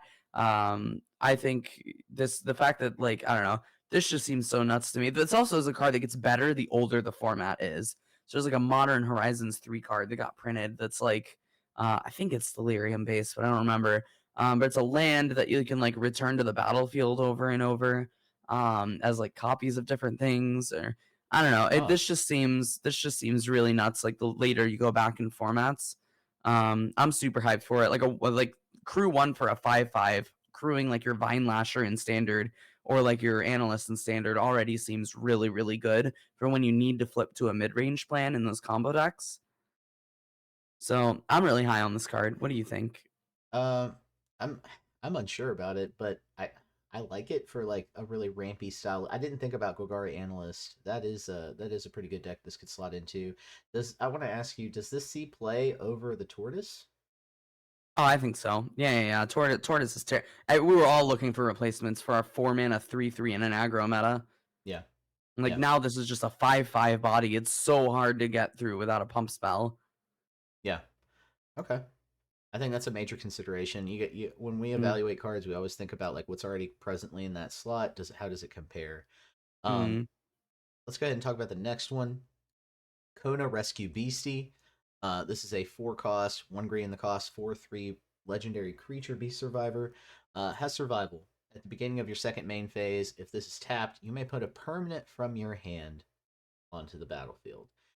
This is the signpost rare for the survival mechanic.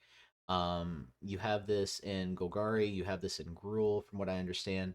I think this sees play in Golgari at the 4 drop slot. Um, in particular because you've got a lot of expensive things you want to put out into the field, and this is a great way to do it.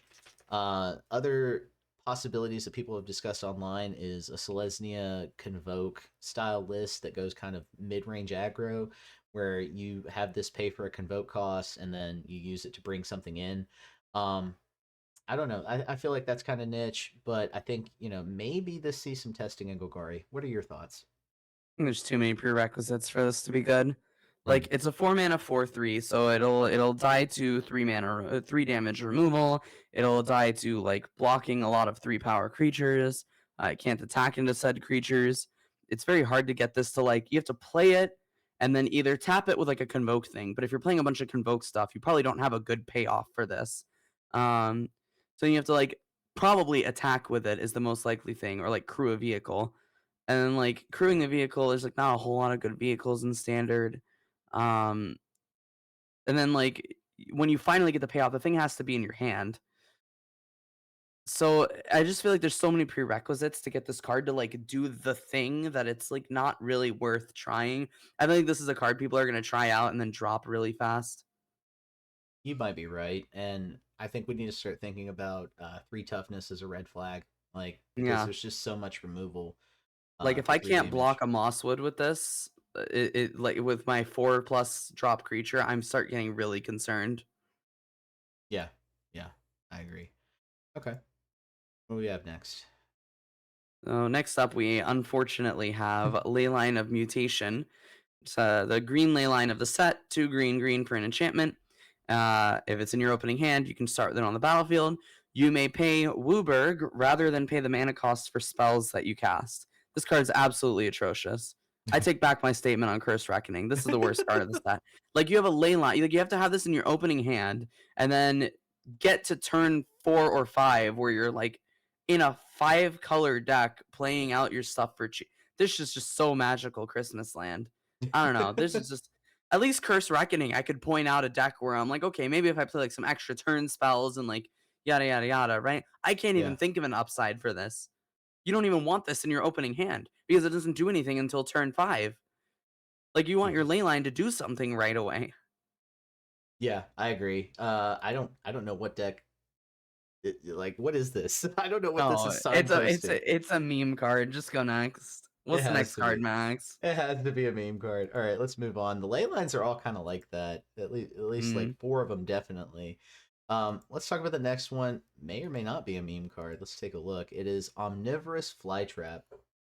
3 cost plant, 2/4 body. I think 2/4 is a good stat line. It has Delirium. Whenever Omnivorous Flytrap enters or attacks, if there are 4 or more card types, blah blah blah, distribute 2/1/1 counters among 1 or 2 target creatures. If there are 6 or more card types, that's going to be hard to achieve. Yeah, Double that's the number of 1/1 counters on those creatures. No, I think the 1/1 Oh. counter deck wants to do something different on turn 3.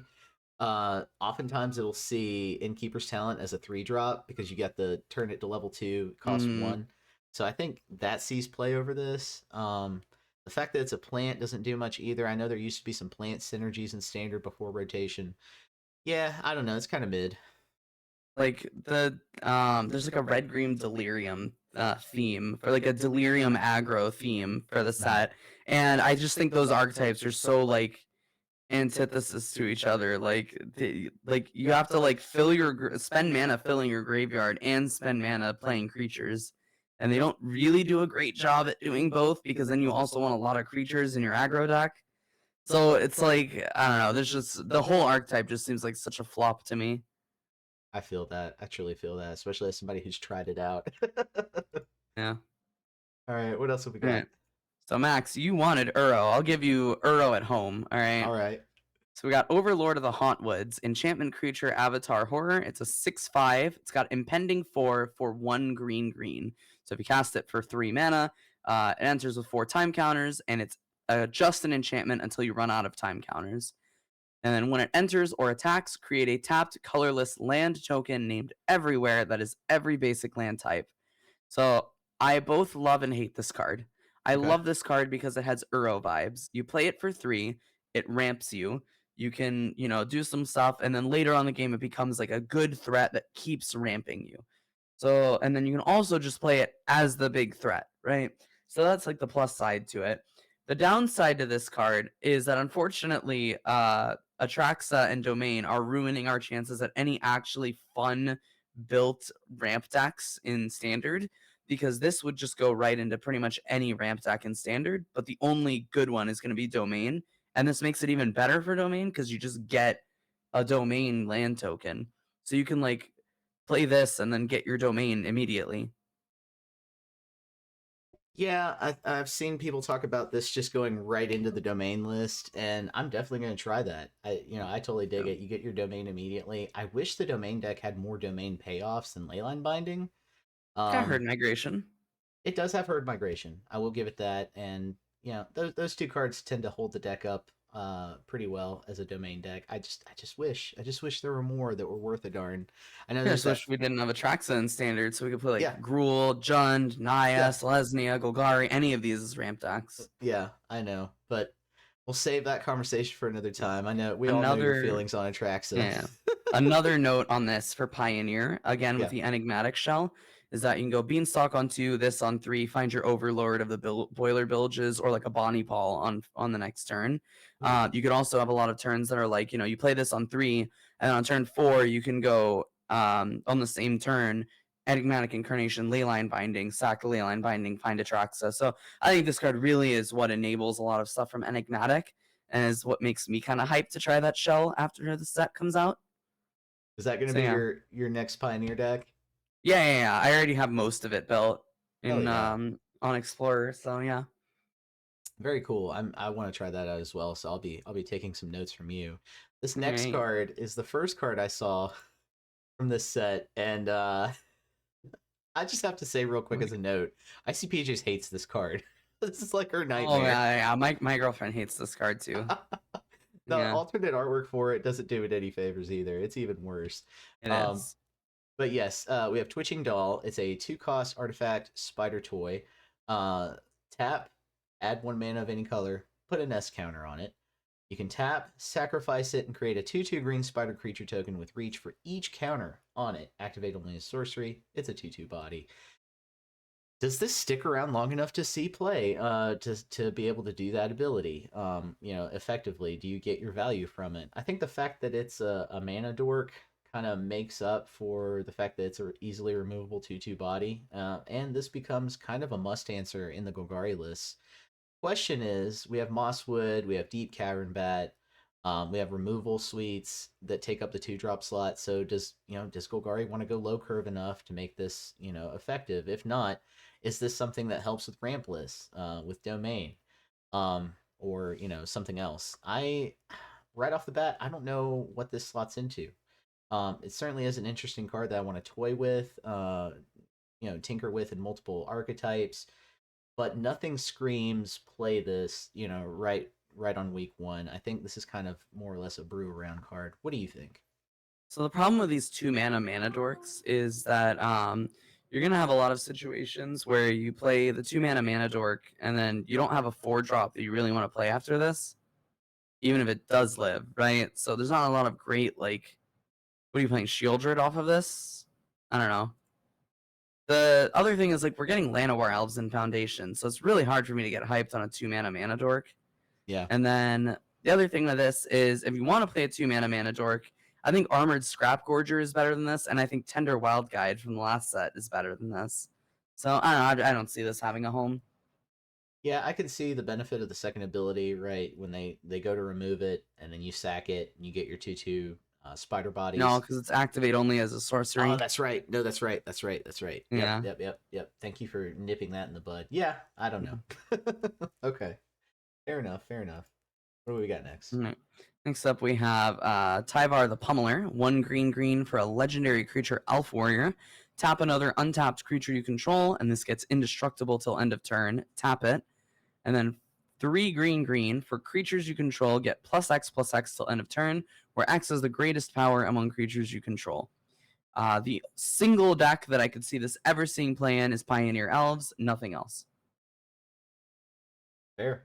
That's totally fair. I don't even think like as a mono green pilot, I don't even think I want this necessarily. There's other things I want to be doing in the 3-drop slot. Yeah. I don't think this sticks around long enough to really hit that 5.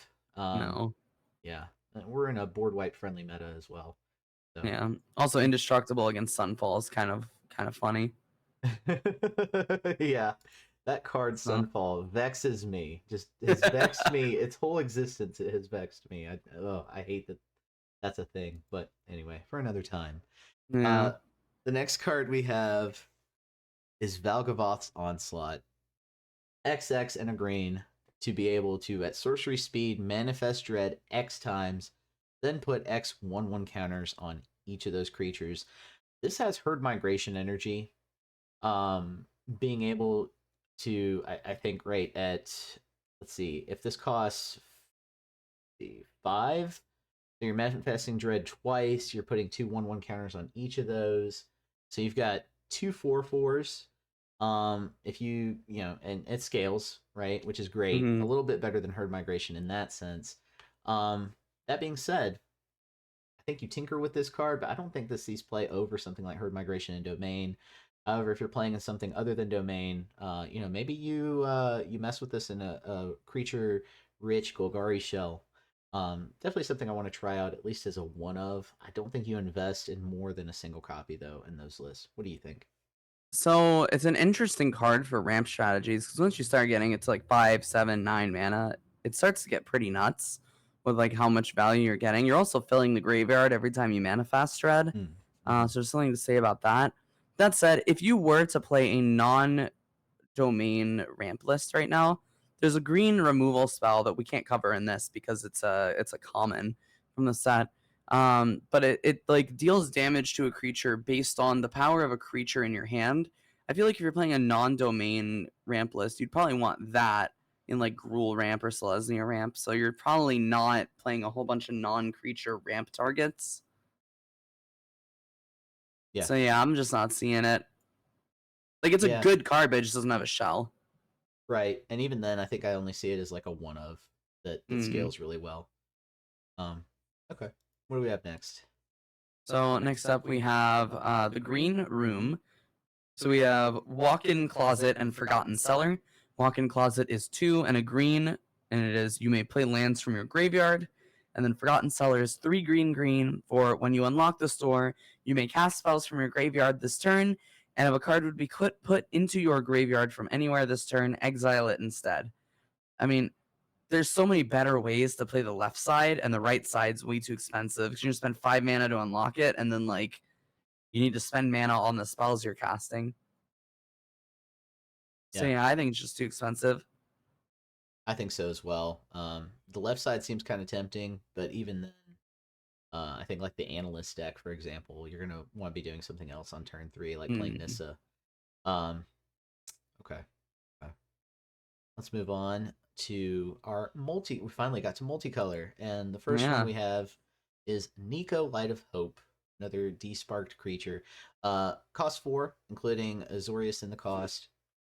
When it enters, when they enter, create 2 shard tokens, and then you can pay 2 and tap and exile target non-legendary creature you control. The shards you control become copies of it until the beginning of your next end step. Return to the battlefield, so you get to basically blink it out. Return it at the beginning of the next end step. 3/4 body. There's probably shells for this.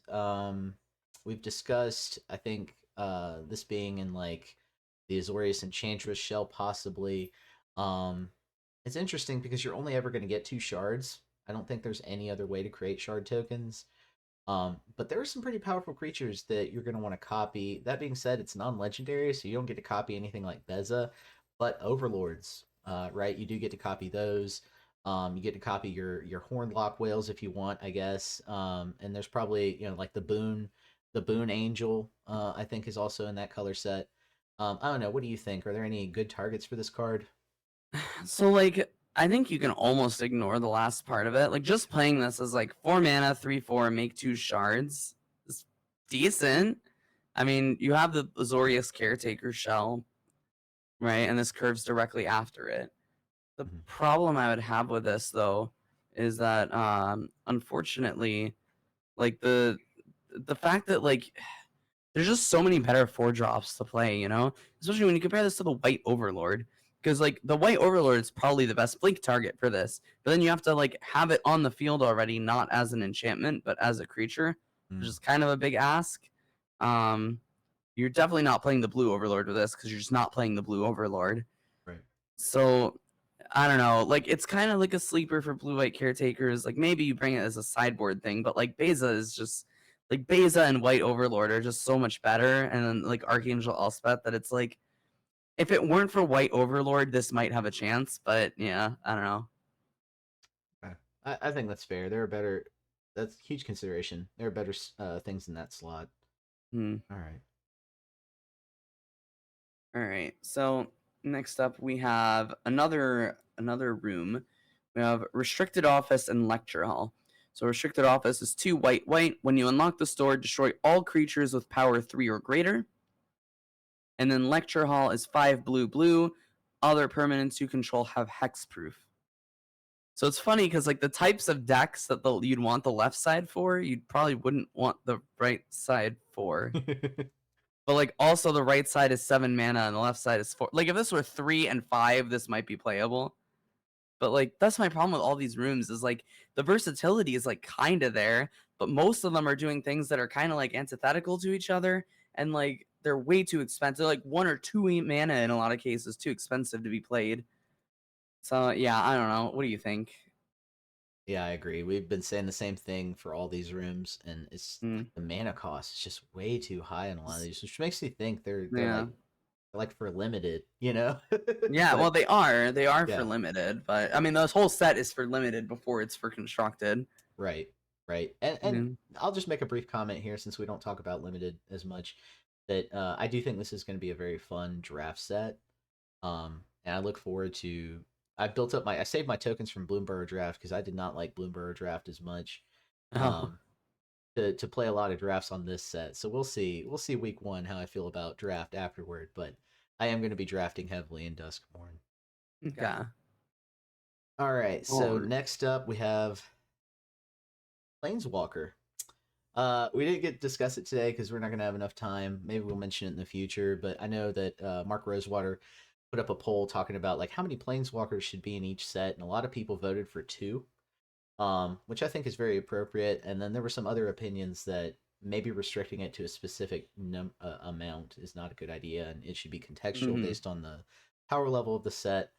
Nonetheless, Kaito Bane of Nightmares is the Planeswalker that we get 4 drop, uh, including Demir colors in the cost. Ninjutsu 3, which is interesting to have Ninjutsu on a Planeswalker. And there are a lot of other things within the Demir archetype that you want to do where, the creatures are unblockable. Maybe you do the Hall Creeper on turn 2 and then ninjutsu this in. Either way, let's take a look at the card. It's the passive is during your turn, as long as Kaito has one or more loyalty counters on him, he's a 3/4 ninja creature and has hexproof. Thank God for that hexproof. But +1, you get an emblem with ninjas you control get +1/+1. At 0, Surveil 2, then draw a card for each opponent who lost life this turn.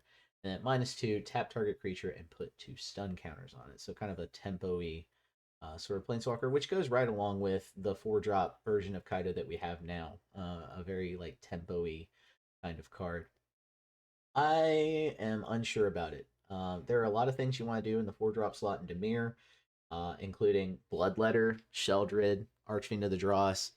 And maybe there's some tricks you can pull to make everything into a ninja, but I don't think anybody's playing that blue ley line.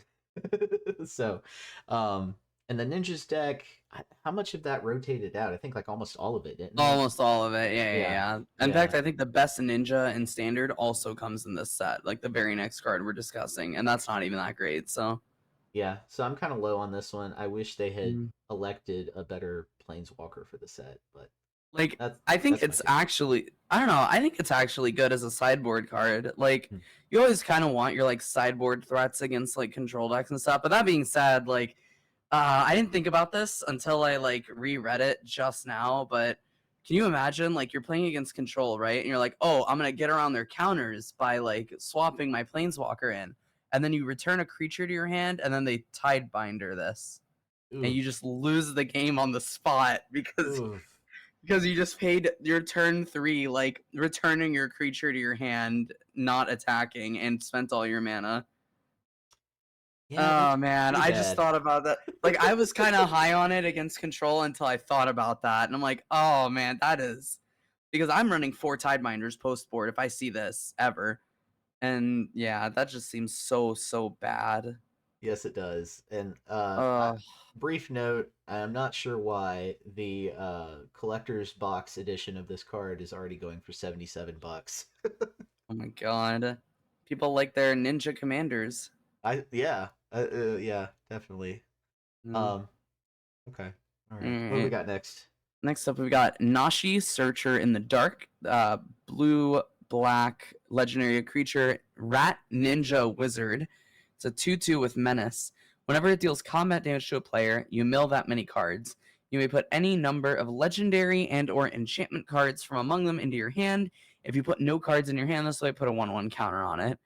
Um, I mean, Lazav seems better for like a 2-mana Dimir legendary if you want like a mid-range matchup thing. It seems like you want like a Legends shell. I mean, maybe Hmm. we talk to like CVD in the Discord and ask him if he's putting this in Legends. That's the only shell I could see for this. That's exactly what you took the words right out of my mouth. That Sultai Legend shell that we just recently talked about on State of the Meta. Maybe this gets slotted in there. I'm Mm, unsure. That more or less is kind of like a toolboxy creature deck. Um, mm, yeah, this is an interesting card. Maybe you're doing some things with the graveyard. Maybe you're playing Sultai Roots. I don't know. I don't know. There's a lot of cards vying for the 2-drop slot in that deck, though. So I'm mm, unsure how many of these, if you want any at all. Definitely something to test week 1, I think. mm. Um, all right, let's talk about. I think this is the only zombie in the set. I'm not. There might be more. I'm just forgetting. It's But weird for a horror set. I think you're right yeah, though. yeah. For a horror set, why is this the only zombie in there? Undead Uh, Sprinter, Rakdos Colors, 2. It's a zombie with trample haste, a 2/2 body. And it says you may cast Undead Sprinter from your graveyard if a non-zombie creature died this turn. If you do, Undead Sprinter enters with a 1/1 on it. So that's a scenario where it comes out as a 3/3 body. I do like that scenario, right? Because it avoids cut down and some other removal, and it's got trample and haste on it, which is pretty cool. That being said, Rakdos, I don't know that Rakdos wants this. If you're doing Rakdos, you're doing like a mid-rangey or even a reanimator archetype. And there are some things in the 2-drop slot that start to enable that you want. Um, Maybe if you do it in kind of like a self mill, this being in your graveyard is a good thing. I'm gonna say it's kind of mid. I mean, it seems good to me. It's just like, what are you playing this in? Like, Yeah. I if I were playing like Rakdos mid range, like like you're running like Inti, and you would replace like this with like this would be like where the Blood Tithe Harvester spot would be, right? Mm-hmm, Or like it's kind of like Tenacious Underdog in a way. mm-hmm. It's kind of like that. I think it's good. It's just like, does a Rakdos deck exist that wants this? And it's probably no. Like if you play Rakdos mid range, you're probably getting outground by Golgari every day and Yeah. Orzhov. Yeah. Yeah, and exile-based removal is going to be your big hindrance to any deck like this as well. Mm. Yeah. Oh well, it's I think this might be just a limited kind of card. Delirium, right? Stuff that goes in your graveyard. Yeah, it might be Yeah. a Well, signpost like limited. Rakdos doesn't care about Delirium. That's like a Gruul thing and like a Golgari thing. You have to play like True. 3 colors to do that. True that. True that. What else have we got? We got Peer Past the Veil. So 2 red, green for an instant. Discard your hand, then draw X cards, where X is the number of card types among cards in your graveyard. I mean, this could be really, really good in the right shell, but like, what the hell shell is that? Like, you need a bunch of different card types, right? So, like, if you're playing, like, okay, best case scenario, right?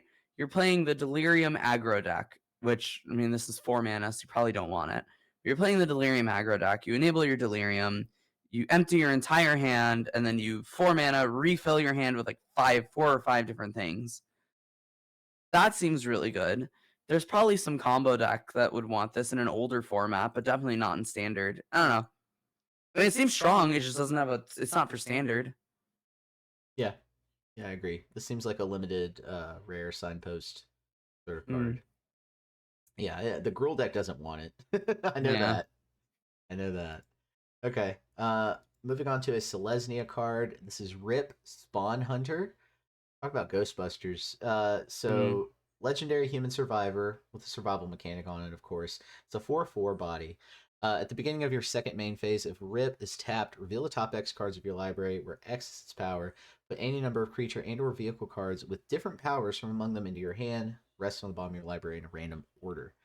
Um, Survival is interesting. It requires things to not get removed right off the rip.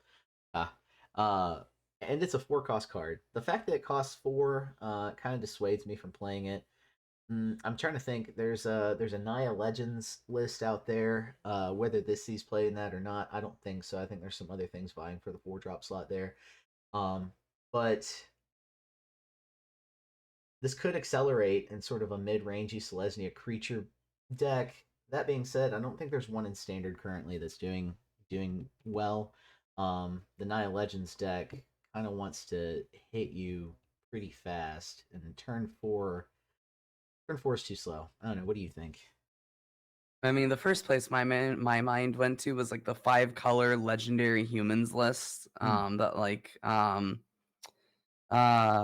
was it Kibler that brought it to I think so. the last like big tournament? Yeah, I I don't think know, so. but I'm not huge on this just because it's 4 mana. At 3, this would be really, really good Yeah. for like a sideboard, but like even then, what deck would want it? Like rabbits? You want a human in your rabbit sideboard? Yeah, Yeah. that's kind of weird. It's kind of awkward. All right. Next up, we've got Victor Valgavoth's Seneschal. So it's 1 white black for a 3/3 legendary creature human warlock, and it has Eerie. Whenever an enchantment you control enters, and whenever you fully unlock a room, surveil 2 if this is the first time this ability has resolved this turn. If it's the second time, each opponent discards a card. If it's the third time, put a creature card from your graveyard under the battlefield or onto the battlefield under your control. So it's like a weird like Omnath, Veto. They did this Hmm. with Veto recently, right? And Yeah, sacrificing things is way easier than playing enchantments, and Veto doesn't see play. So I don't have high hopes for this card. I don't either. I think you're asking too much to ask to have that happen a third time in a given turn. Yeah, And I don't think the Orzhov Reanimator list wants this either, honestly. no. So yeah, I don't know. Moving right along, we have this is one of those cards that I keep bringing up that everybody's like, oh, there's going to be a Just Guy Is It Rooms list. This is a room, Roaring Furnace for 2, including a red. On the front side says Whenever you unlock this door, the room deals damage equal to the number of cards in your hand to target creature an opponent controls. So kind of a tempo-y option. The other side is Steaming Sauna for 5, including 2 blue. It says you have no maximum hand size. At the beginning of your end step, draw a card. So you can see if that becomes a deck at all. Yeah, I could see it wanting this. The front side, you get a nice little tempo-y option. On the back side, you get something that if you've tempoed to that turn, you're going to start being able to stabilize and take over the game with this card's help. That being said, I just don't think that's a deck yet. It may be in the future as we get another set, as things get mixed up a little bit. But right now, I don't think that's a deck. What do you think? Well, so people are comparing this to Fires of Victory, like the Mm-hmm. left side to Fires of Victory.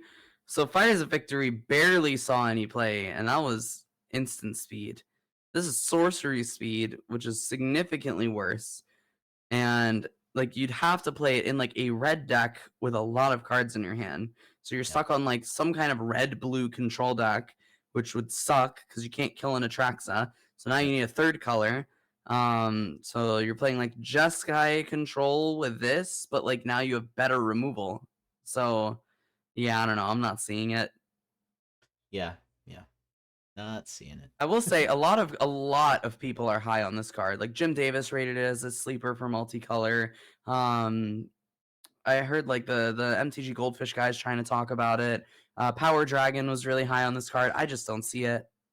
Yeah, and all those guys are uh, the exception of Goldfish. I think they're all very much thinking about brews, like they're brew minded.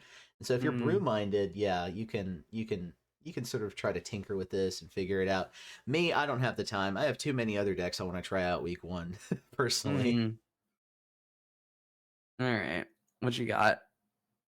All right, so we have Swarm Weaver, uh, Golgari 4 cost, Golgari in the cost, Legendary Artifact Scarecrow. 2/3 body. Whenever it enters, create 2/1/1 black and green insect creature tokens with flying, and then with Delirium, you get to have all your insects and spiders get +1/+1 and have Death Touch. So there's some other signpost cards that go along with this, like that toy, the twitching doll. Um, and so I can kind of see a limited archetype where this fits in. That being said, I don't think this fits in Golgari standard. It's a 2/3 body, and that dies to cut down. It costs 4. Even though you do get Yeah, the 2/1/1 insect creature tokens with flying, I mean that's not enough to warrant this card's inclusion, in my opinion. yeah, no. 4 mana dice to cut down. Next card. Yep. What we got? All right. So next up, we've got the Jolly Balloon Man.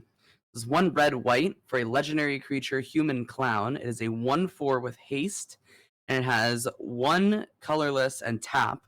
Create a token that's a copy of another target creature you control, except it's a 1/1 red balloon creature in addition to its other colors and types, and it has flying and haste. Sacrifice it at the beginning of the next end step. Activate only as a sorcery. I want to start by saying, what the heck is this art, man? What the heck? This is weird. Oh god, like blowing up people's faces as balloons. Yep. Oh my Uh, god. Anyone with a fear of clowns hates this card.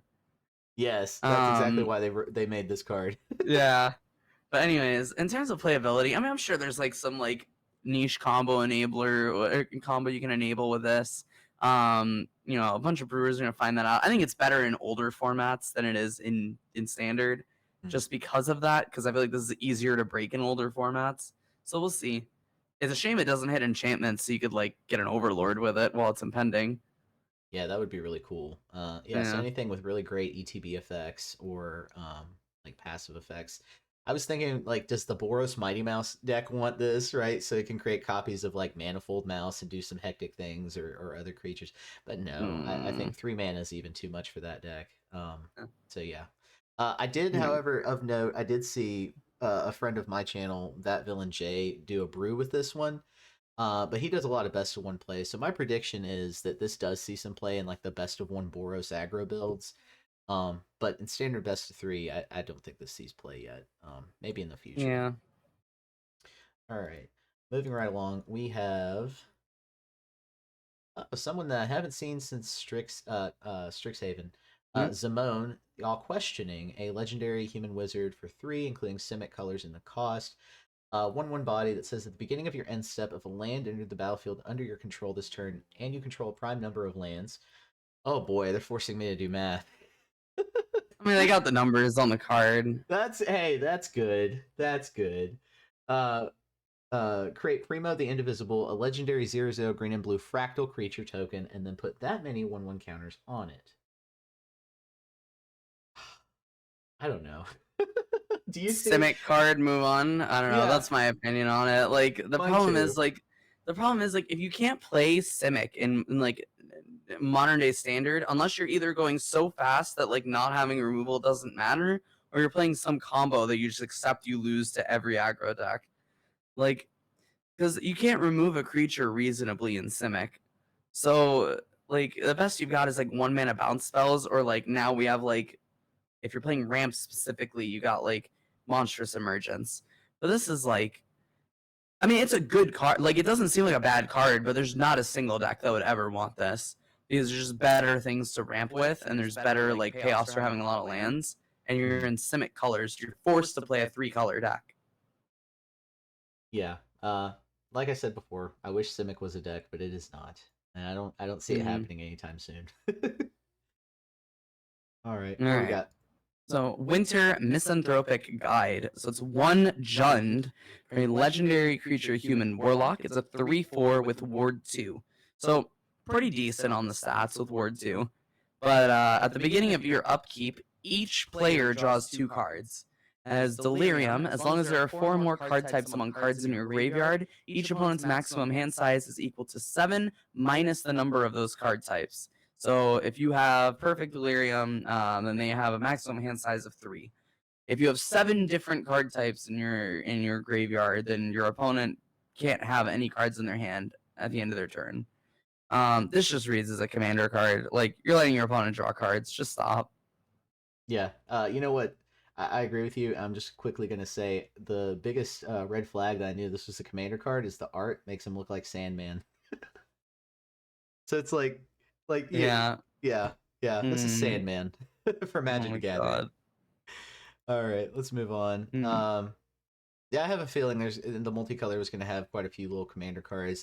This one might be one as well. Marina Vendrell, you know, Welberg is the cost. 3/5 human warlock legendary.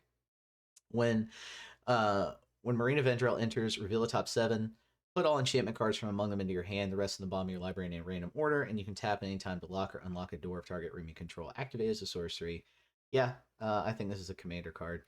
Yeah, I agree. Like you're not finding it. It's like there was like the Teamer 3 drop in the Wilds of Eldraine set. It's kind of like that. Yes, Same thing. yes, exactly, exactly. All right. Next up, we've got Dissection Tools. There's an artifact equipment. When it enters, manifest dread, then attach this to that creature. Equip creature has +2/+2, death touch, and lifelink, and it has equip sacrifice a creature. Um, it's a lot of mana, but it's a free sack outlet like Bartolome. I don't think it has a home. I'd be very skeptical to try to play this anywhere, but free sack outlet is something to be said. Yeah, just put a pin in this card and see what pops up, what archetypes pop up in the future.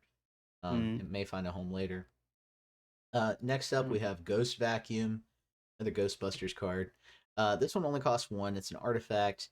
It has tap, exile target card from a graveyard. It has tap 6 and tap and sacrifice it. Put each creature card exiled with it onto the battlefield under your control with a flying counter. Each of them is a 1/1 spirit in addition to other types. Activate only as a sorcery. My only question for this and assessing it is, does this replace the lantern?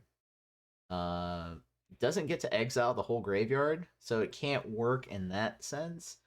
But you do at instant speed get to exile specific cards from the graveyard. So against Reanimator, against things trying to take advantage of the graveyard, specific cards in the graveyard. This might see some sideboard play. What do you think?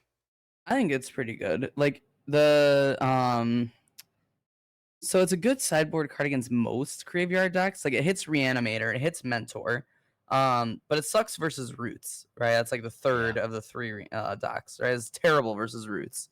It's also good if you're playing a graveyard deck and you want a sideboard card against other graveyard decks, because then you can also use it to save your own like reanimator targets from a graveyard hate, and then maybe play them later. Mhm. I think it's playable. I think it's kind of reasonable. I have this in my Rakdos reanimator sideboard. Cool. Yeah, I didn't think Mm. about that second scenario where you save your own creatures. Okay. All right. Next up is Marvin Murderous Mimic. It's 2 colorless. Legendary artifact creature toy. It's a 2/2. It has all activated abilities of creatures you control that don't have the same name as this creature. It's a fun combo enabler, but probably not for standard. I mean, Kinnan combo comes to mind again in Pioneer. Yeah, that's about it. What do you think? I think Yeah. Dark is high on this card. What did he say he was going to slide it into though? I don't know. I remember he like was showing deck lists and like he had it in one of his deck lists. I don't know. I don't think it's very good. Yeah, I'll have to for a future episode. I'll have to figure out what that was. Maybe when we talk about Yeah. brews next week. Um, yeah, I don't have much Mm, to say about this one, just because I can't mm, think of a home for it. mm. Quite honestly. But All let's right. talk about these next. Let's see, all except for Valgavoth's Lair. Let's talk about the Mm, Verge lands all at once, if you don't mind. mm. So all of these, there's one in Azorius, one in Dimir Colors, one in Rakdos Colors, one in Gruul, and one in Selesnya. All of these have you can add one of the colors, and then you can add the second color if you have one or either of those as basics also out on the field. Um, Somebody asked me in my chat the other day, does Domain want these? I said no, because I think No. Domain is very much concerned with having those basic types among its mana base, so no. But the fact that these come out untapped is a huge plus if you're playing like 3 color decks, in my opinion. What is your assessment? So it really depends. So they're all allied colors. You can only play these in allied color decks. It really depends what your deck's like basis is, right? Because you get one color untapped guaranteed, and the other one if you have the basic land types. So turn one, you can only ever get the first color, right? So if I Mhm, think like if I'm playing Dimir Control, right? mhm. Gloomlake Verge doesn't look that great because I can't cut down on turn one with it. But if I'm playing Azorius Control, then I can like Portable Hole if that's in Foundations, or I can Elspeth Smite turn one, right? Same with like Gruul Prowess really benefits from this, right? Because the Yeah, untapped side is red and the bonus side is green. Another one is the Hushwood Verge is really interesting with Llanowar Elves, right? Because now you get if you're playing in Selesnya colors, you get your untapped green on turn one and then white later. But it doesn't work the other way around, right? So if you're playing like a deck that wants white on turn one, you can't play the Selesnya one. Or if you're playing like a red green deck, you can't play like this with Llanowar Elves because you get red on turn one. The other thing I want to note for it is I really, really like the land design of this standard format. Like we have Surveil lands with basic land types, we have Fabled Passage that cares about your basics, and we care about these that care about your basics. So I think the land design for this standard is amazing because everything's like synergistically with each other, right? Now yeah. you'll have mana bases that are like 4 Restless, 4 Verge, like 2 Fabled Passage, 3 or 4 Surveil lands, and then all basics, and then you'll hit this really easily. Yeah. Thank you for bringing that up. That consideration that you only do get one of the two types. First, like personally for me in my Demir list, I have a lot of black one drops. You know, I want to play Cut Down, I want to play Duress, I want to play Fairy Mm. Dream Thief. But if you're playing Spyglass Siren on your turn one, then yeah, the Verge Mm. looks a lot better. So yeah, it just depends on what you're playing turn one, I think, Yep. as well. Yeah, thank you for that consideration. Mm. The last one we have to talk about is an enchantment land, and it's Valgavoth's Lair. Um, it's a land with hexproof. It's enters tapped, but you get to pick any color, and you get to add 1 mana of the chosen color. So I'll let you go first. Is there anything that you think this slots into really well?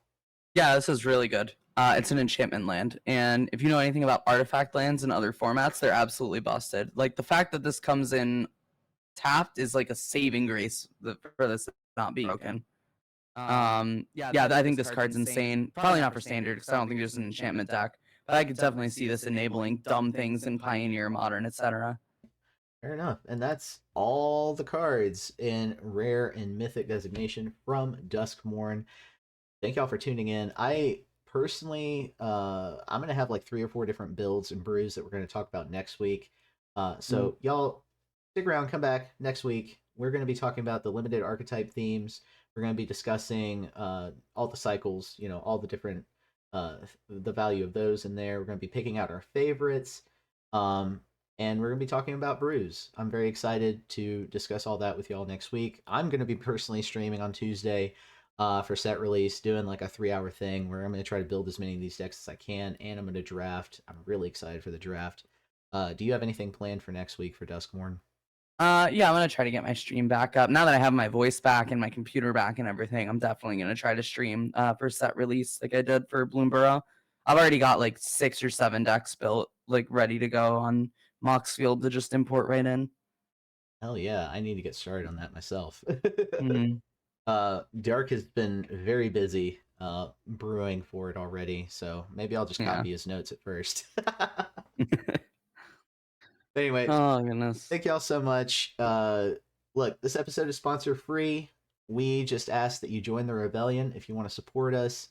We do have 2 levels where you can just kind of like support us at the minimal level, or if you want to go to the coffee and grinders level, you can have access to our sideboard guides. I know Darth Rictus has promised more lists for that as Duskmourn releases, and he's been doing a really good job of keeping up with that document. So Mm, for those of you who have access to our sideboard guides, let us know what you want to see in there.